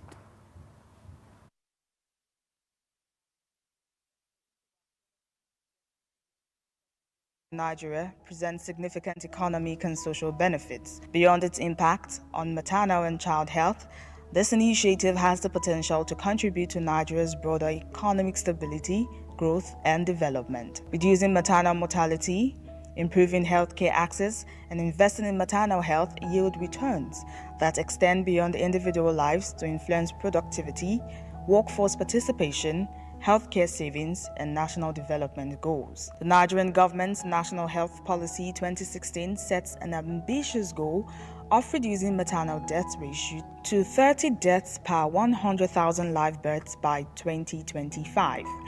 Lowering maternal mortality through accessible and affordable CS procedures directly contributes to achieving this target, which can unlock economic potential and improve well-being of Nigerian communities. Reduced maternal mortality can lead to higher productivity and economic growth. Healthy mothers can continue their contributions to the workforce, both formally and informally, and are less likely to suffer from long-term complications that could limit their ability to work. Additionally, every maternal death avoided translates to a woman who can support her family's well-being, participate in the economy, and raise healthy children who are likely to become productive adults. Free CS procedures can also ease the financial strain on Nigeria's healthcare system by providing timely and appropriate surgical interventions for high-risk pregnancies. Healthcare providers can prevent costly implications, emergency treatments, and long-term healthcare expenses associated with maternal and neonatal morbidity. Healthy mothers generally have healthier children, creating a ripple effect that reduces the need for costly medical interventions down the line.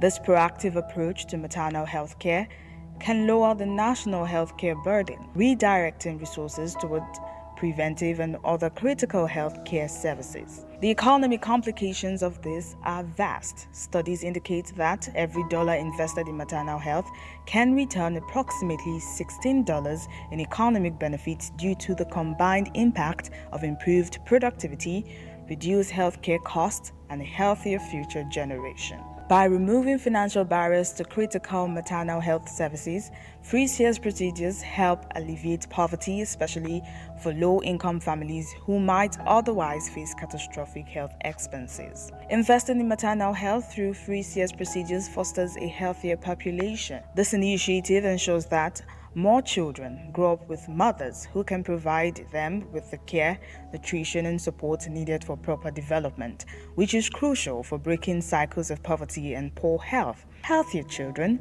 also have better educational outcomes, making them more likely to contribute positively to the economy as adults. By supporting maternal health, Nigeria can strengthen its human capital base, which is essential for long-term socio-economic development. Countries that prioritize maternal and child health see benefits that extend well beyond health care, positively impacting education, employment, and community stability. The long-term impact of such an investment creates a foundation of sustainable economic growth, as healthier mothers and children contribute to a stronger and more productive society. The introduction of free CS procedures for pregnant women in Nigeria. Yes, there you have it, maternal health, the importance, yes, the introduction of free cesarean session, but beyond that is to taking care of the general aspect, everything that has to do with the health sector in Nigeria, beyond just introducing free cesarean sessions for pregnant women, the vulnerable people, and all of that. Taking care of our health workers too is something that needs to be, dealt with and as a matter of urgency, as well as health facilities, you know, and then the availability. Because the doctor rightly said during the conversation, the distance from wherever, you know, a pregnant woman in the rural areas, they may not have the access readily available. And all of that needs to be taken care of. We can go on and on about this, but we need to wrap this up now. That's much we can take on the front burner. And of course, to say our goodbyes to Abuja. Dorothy Monday. So, what are your final thoughts for now? Well, I would say that definitely the federal government has done a great one, you know, introducing the free cesarean section for women, which is, of course, a groundbreaking initiative, and also thanks to Doc came to give us, you know, more insight into this development, and it's going to be addressed. I mean, in a meantime, from Bonner, definitely we get to see that the initiative is being implemented. Yes, very well. Indeed. Yes, indeed. Thank you very much. So we'll see you some other time. Enjoy the rest of the day. All right. Bye. Bye. So we're wrapping things up now, but of course we're not going to just leave you like that, because we want you to stay glued to Ellen 24/7.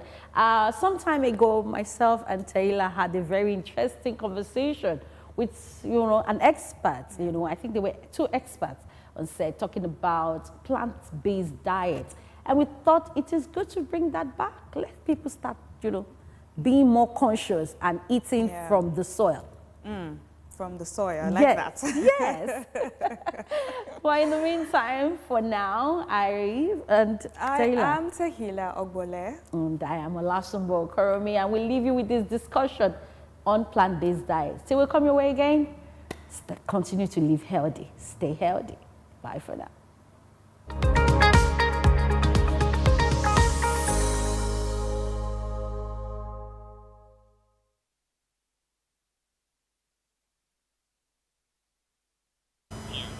Yes, indeed. Stay healthy, stay vibrant, and we are talking plant-based diet. What is that all about? You saw just a bit of that in that report, but of course we have an expert in-house, and I'm talking in person of Dr. Patrick Ijewere, a medical practitioner with a specialty in internal medicine.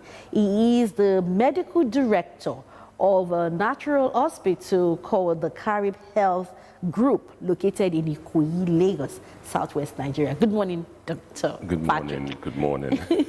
It's so good to have you live on set. Thank you. Yes, Dr. Patrick has always been with us, you know, from time to time. Sometimes he's on, you know, connected via video call, but here we have him right here on set. Yeah, Thank you very much. Thank you.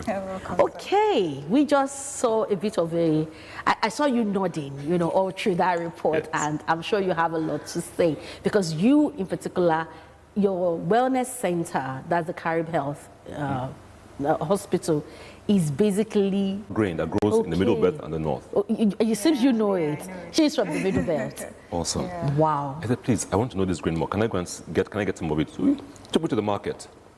I was bewildered by what I saw in the market. The wide range of legumes. Grains. I mean, legumes, beans, lentils, all kinds in the market. We don't see all this in Lagos. That's true. So, well, no market in Lagos. The ones you guys know are this one, this one, this one. So that's one that goes to Lagos. These ones, we go to the front and backyard, therefore here. Wow.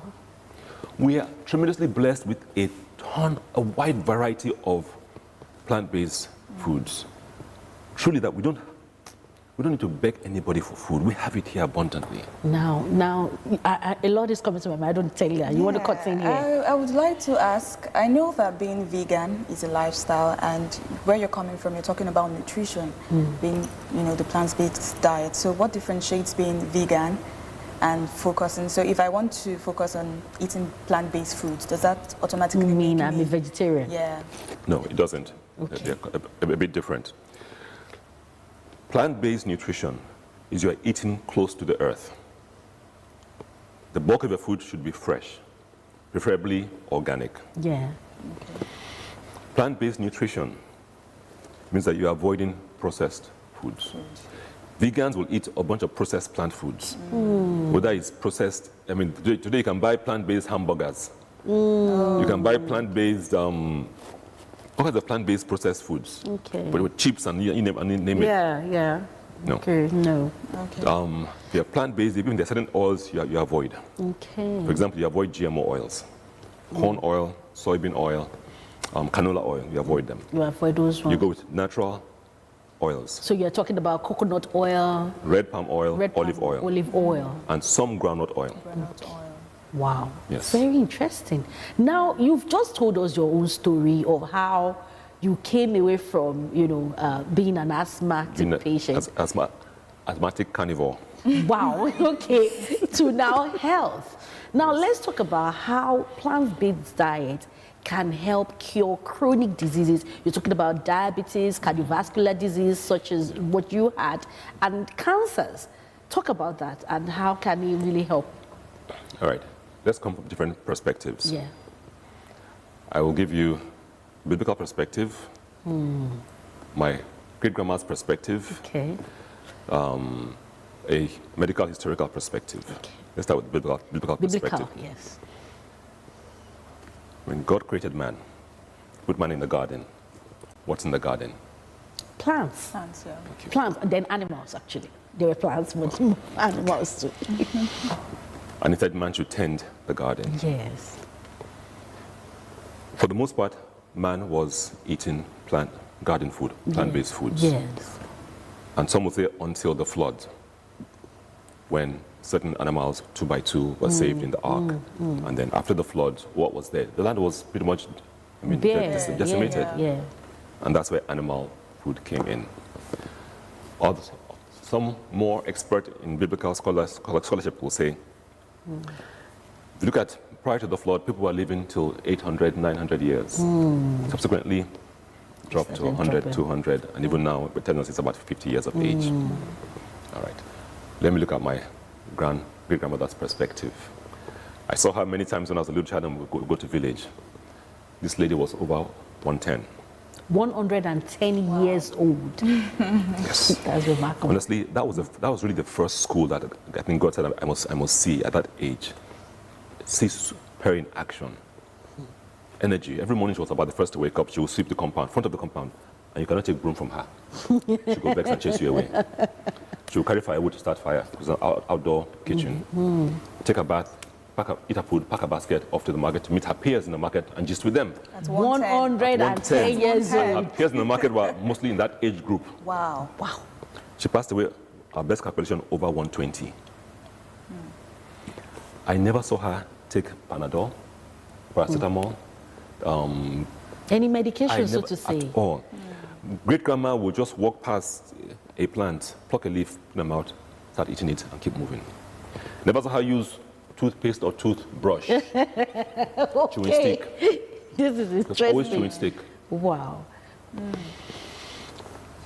In the evenings, she'll sit with us, her great-grandchildren, and other children in the compound, and we'll play Ayo and play Ludo. Yeah.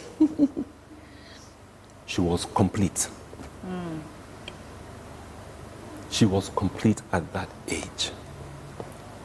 You know, African broom, when you sweep, you don't stand and sweep. Now bend, you bend to Yes, sweep. you bend to sweep. That's true. That was school. Real life seeing health in motion. Now, if I may quickly chip in, she passed on well over 120. Yes. Was she sick or what happened, I was just told she went to bed and did not wake up. So it was peaceful. A peaceful one indeed. That's the way transition ought to be.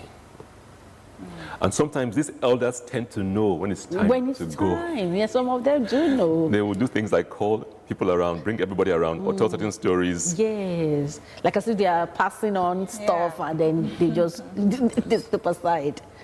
Yeah. Now, so tell us about the medical aspect. You've told us about the grandma. All right. The grandma's aspect now. The father of Western medicine, they call him Hippocrates, although truly medicine existed long before he came along.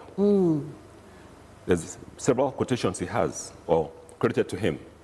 One of them is, let food be thy medicine, and medicine be thy food. Which means once upon a time, food and medicine They were into one. one. Today, the food we eat is causing us to need medicine. It's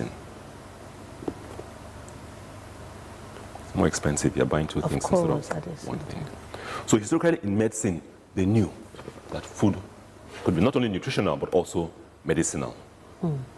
It's only in the last, let's say, 150 plus years, with the coming in of the industrial age, that the kind of food you eat has transitioned massively.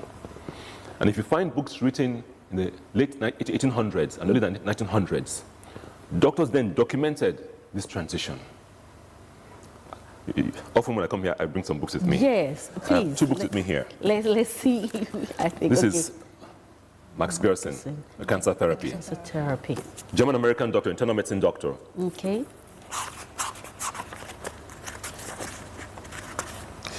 Please just read when this book was first published. Okay, can you do that, Taylor? Okay.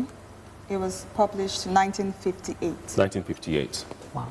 This doctor reversed chronic diseases with nutrition. With nutrition? Yes, ma'am. He has a center in San Diego, California, with a hospital that had to leave the U.S. and move to Mexico because the laws in the U.S. did not allow this kind of practice of medicine. He passed away in the 1960s. I was privileged to, 1956, to visit the center, my wife and I, and meet his daughter, Charlotte Gerson, who passed away about 2 years ago now. It was 2011. 11, okay. This lady was 85. Walked into an auditorium filled with medical doctors. Walked in, standing bolt upright. No leaning, no cane. No cane. At 80? At 85. 85. Sat on a stool with no back rest. And for 3 hours delivered a presentation. For 3 hours, sitting up straight. Up straight. An 85-year-old woman. Yes. Quite impressive. Very impressive. And that points to something. What is really happening with our generation? People tend to like, okay, plant-based diet or eating healthy or eating clean is kind of expensive. Can it really be sustained? Now you just pointed out rightly how food causes sickness for some people. How can all of this be reversed? Or what exactly do people really need to do? Even governments of nations, what do you think we need to do to bring people back to health and eating clean? Okay. Let's break down your question to about 3 or 4 components. First component, it's costly to eat healthy. Yes.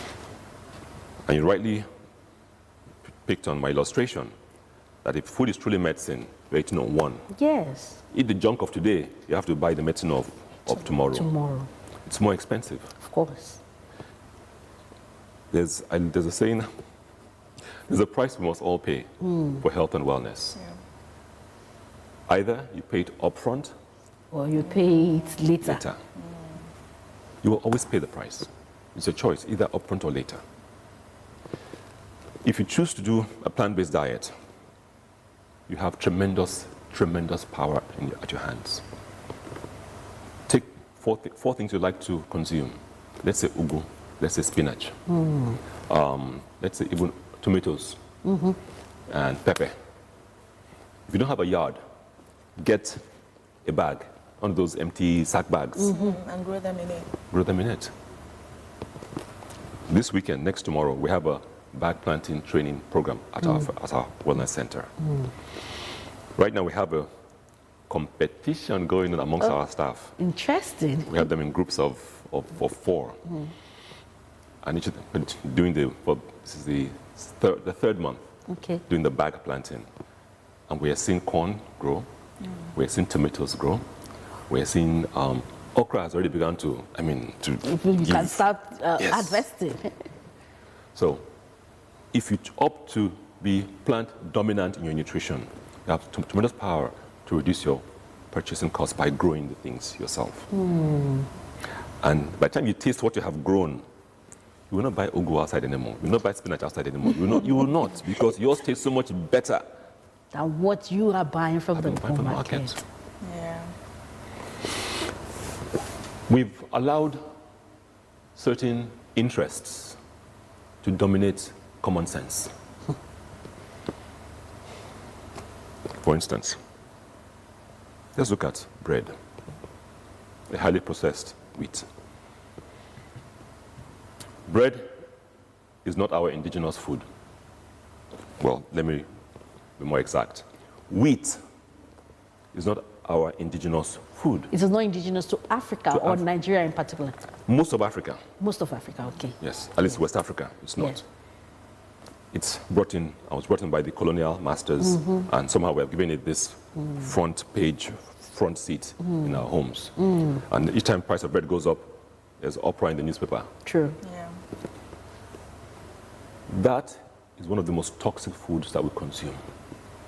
If you simply study, take time to go online and see how wheat is cultivated in terms of the amount of chemicals used, right from the fertilizer, the herbicides, the pesticides, and the preservatives. And as our former Minister of Agriculture said, the wheat that we import has been in storage for 5 to 10 years. Before it comes to here. Nigeria. So it's full of chemicals. They're going to add to that sickness problem, from nerve problems to immune problems to kidney problems. The chemicals in wheat are not friendly, from glyphosate to other unhealthy toxins. So in terms of governmental approach, common sense says God put you in your own space, gave you your own Garden of Eden, but you're busy bringing in other things. If you focus on acha, millet, and our wide range of local grains, I bet our health burden will drop. We're blessed with very fertile soil. I mean, you throw tomato seed in my yard. It will sprout. Definitely, it will sprout. So why are we following policies that are causing us to bring in chemicals into agriculture? We're listening to others who have interest in selling us garbage. The bulk of the so-called chemicals in agriculture today were used during World War I and World War II. They were chemicals to kill man. They were biological agents, now converted to, quote-unquote, domestic agricultural use. That's why that's adding to our sickness burden. Government policy. We are not allowing common sense to dominate.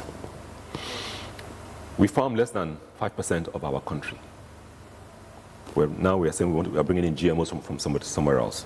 Foods that have been told, countries have said this thing causes sickness. The data is clear. You're telling me no, data is not clear. Government policy. We're allowing certain interests to dominate common sense.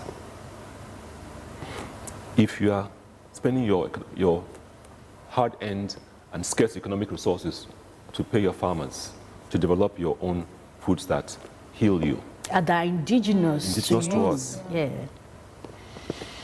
There's a plant during COVID. Okay. We have so many local plants that are naturally antiviral. We have many local plants, food that are naturally anti-malarial. Yes. But we're busy importing vaccines and importing all kinds of anti-malaria products. Ask me when last I took any anti-malaria tablet. Purple leaf, anti-malarial. Purple leaf, anti-malaria. Yes.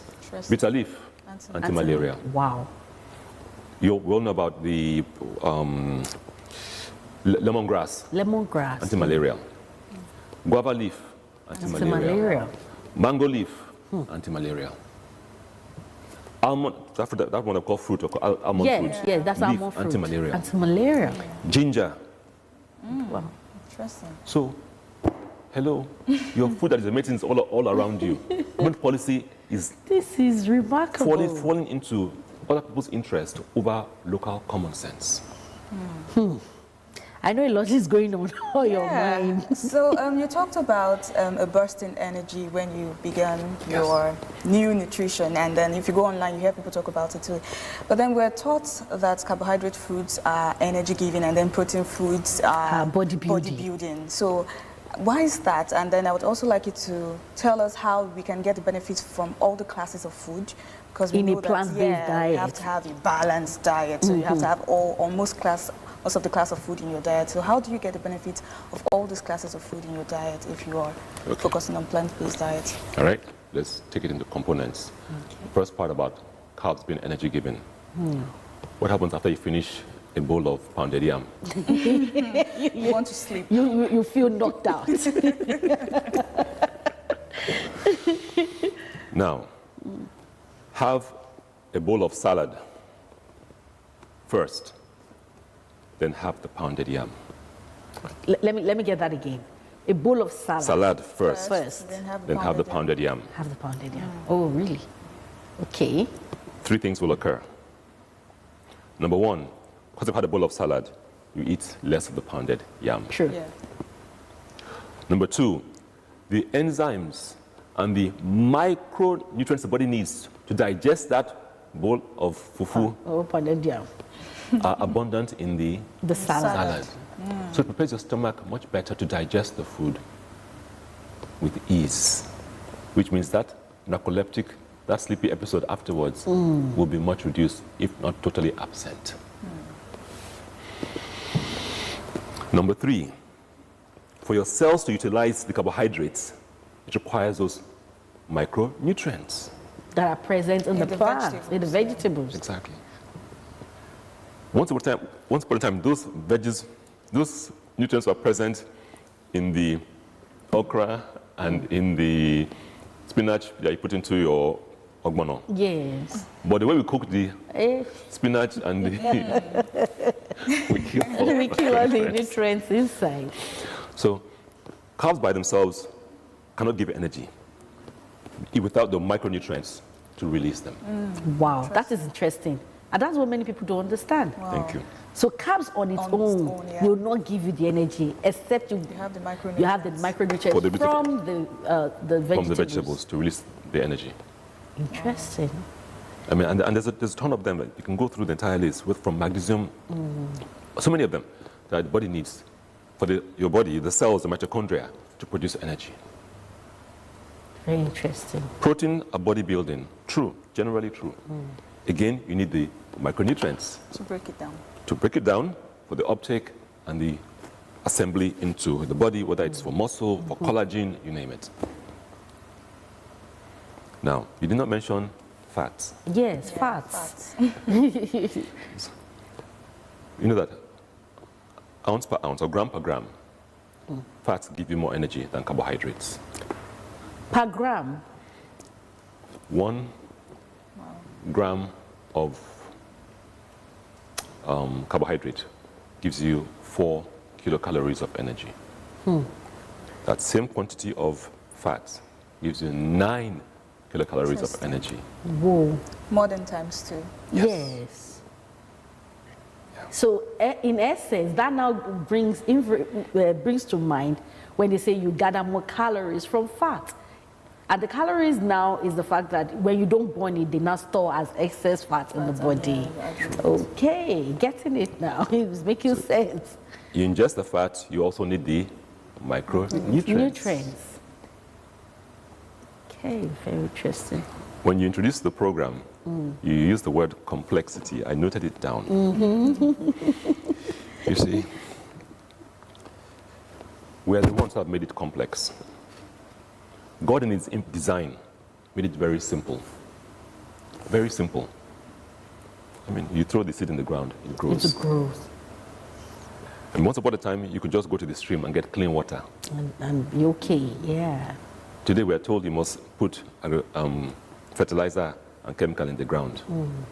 Or we have caused water to be polluted, so we can't collect the stream water anymore. We've made things more complex. We have taken God's ease and created dis-ease. Thereby meaning disease. Yes.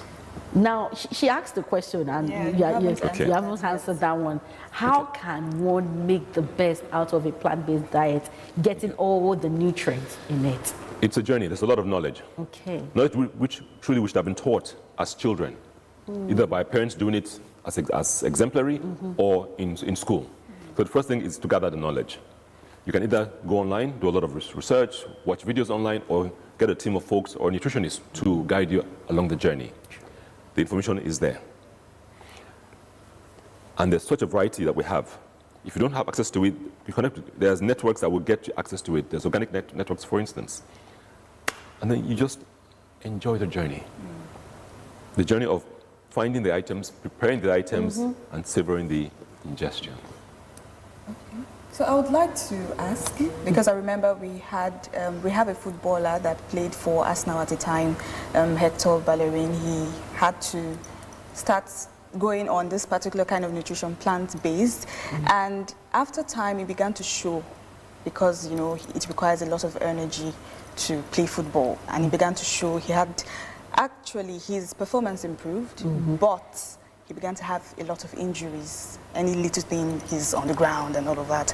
So he could not meet up anymore with his career. And so I would like to ask, for people that engage in those kind of physical activities that require so much energy, athletes and people involved in sports, how do they balance this if they want to go on plant-based diets? They must work with experts, with nutritionists, sports nutritionists. They must work with such folks. Otherwise, they can easily derail.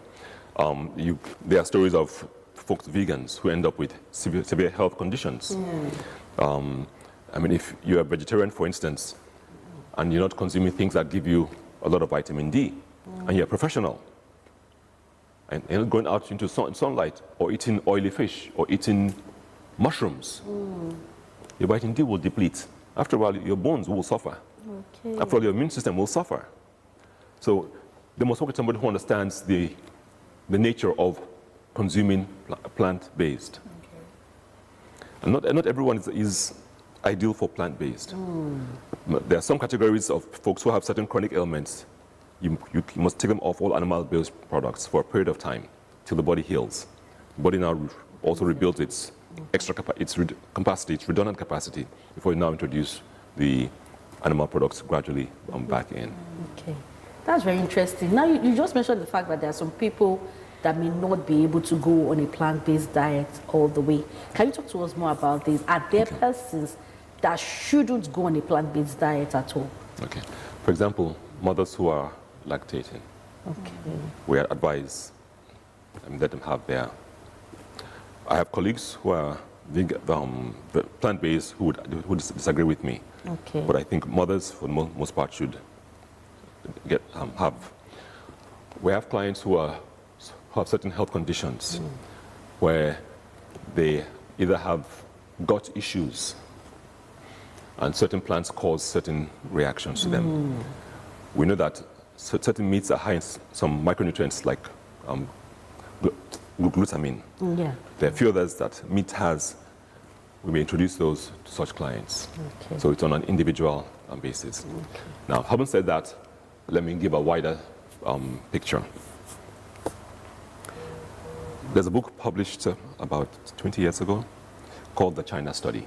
The China Study? Yes, by a top nutritionist out of Cornell University.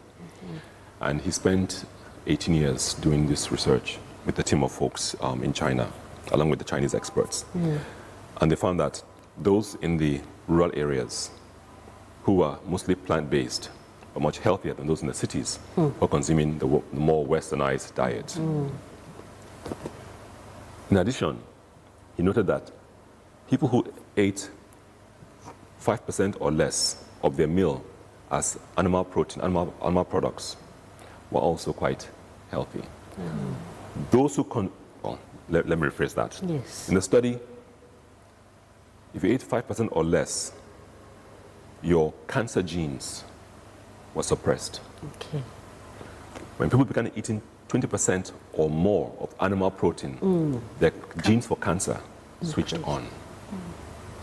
After several weeks of that study, he flipped the groups.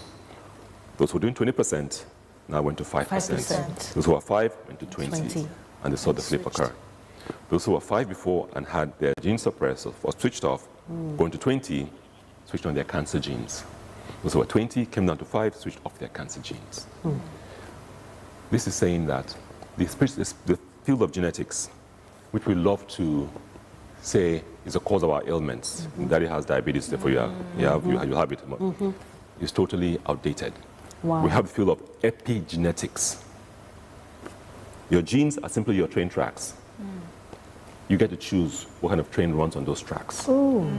So your nutrition, your lifestyle, even your mindset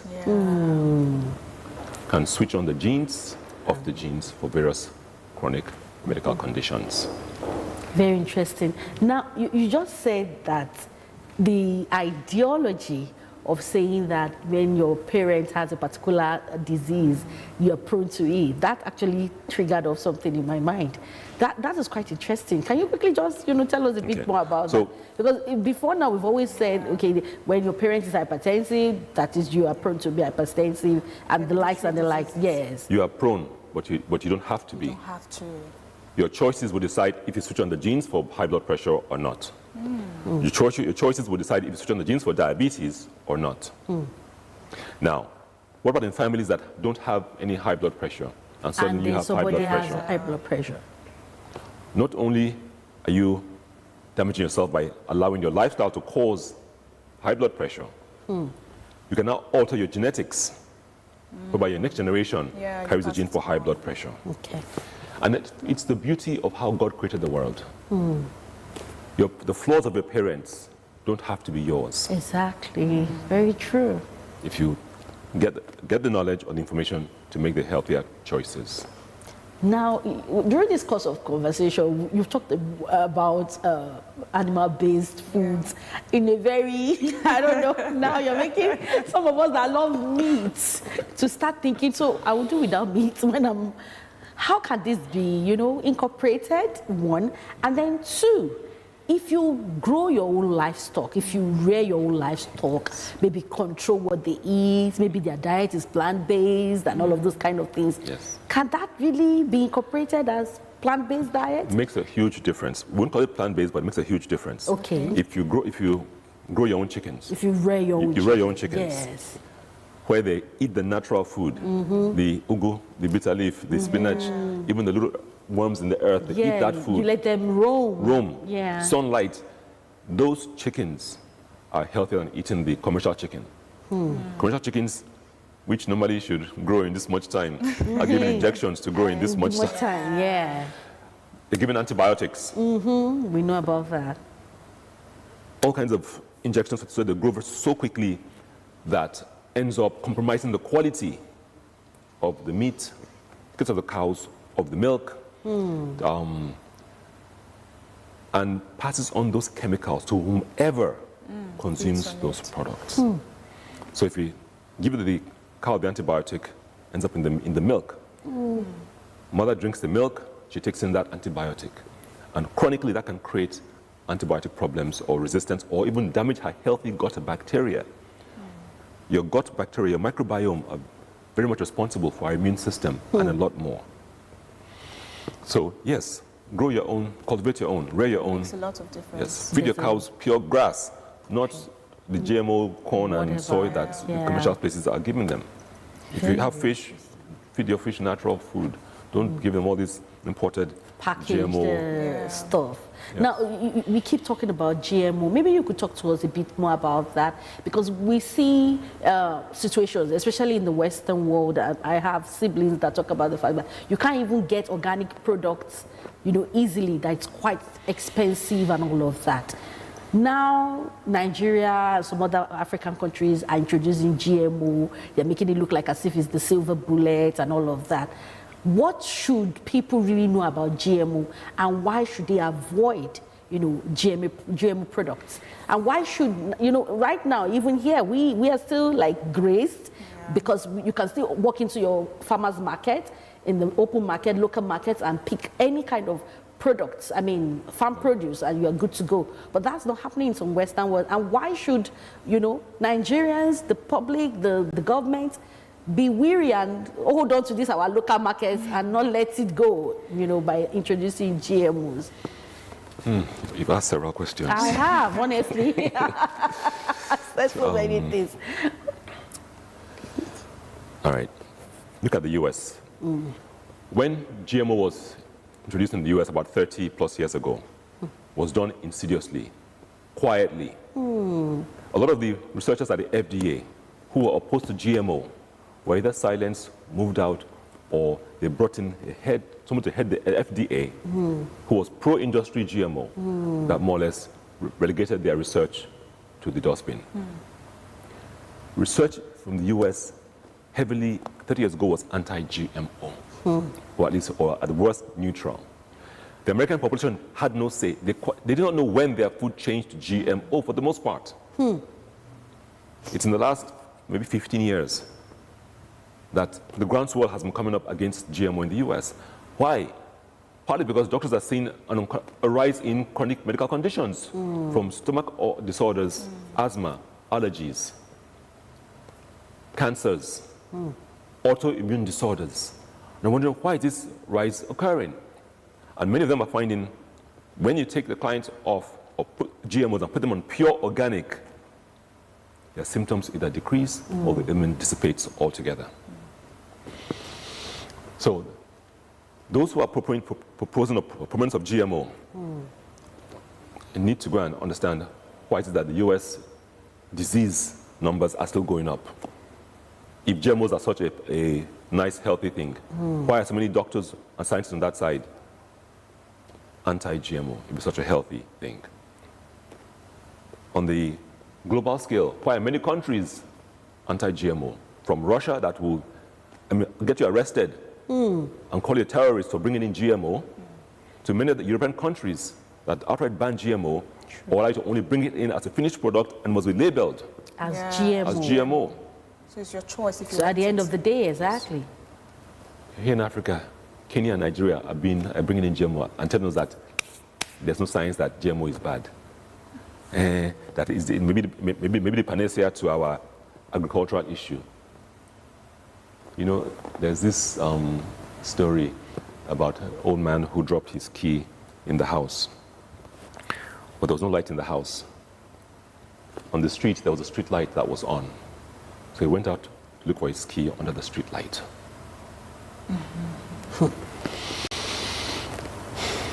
We're only farming less than 5% of our place.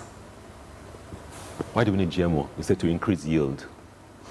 This is us listening to other interests over common sense. Yield, you want more yield, go and farm, More land. Yeah. Expand the farming capacity.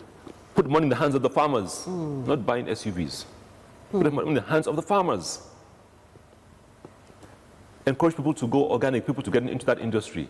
Create subsidies in that industry. Those other countries have massive subsidies in agriculture.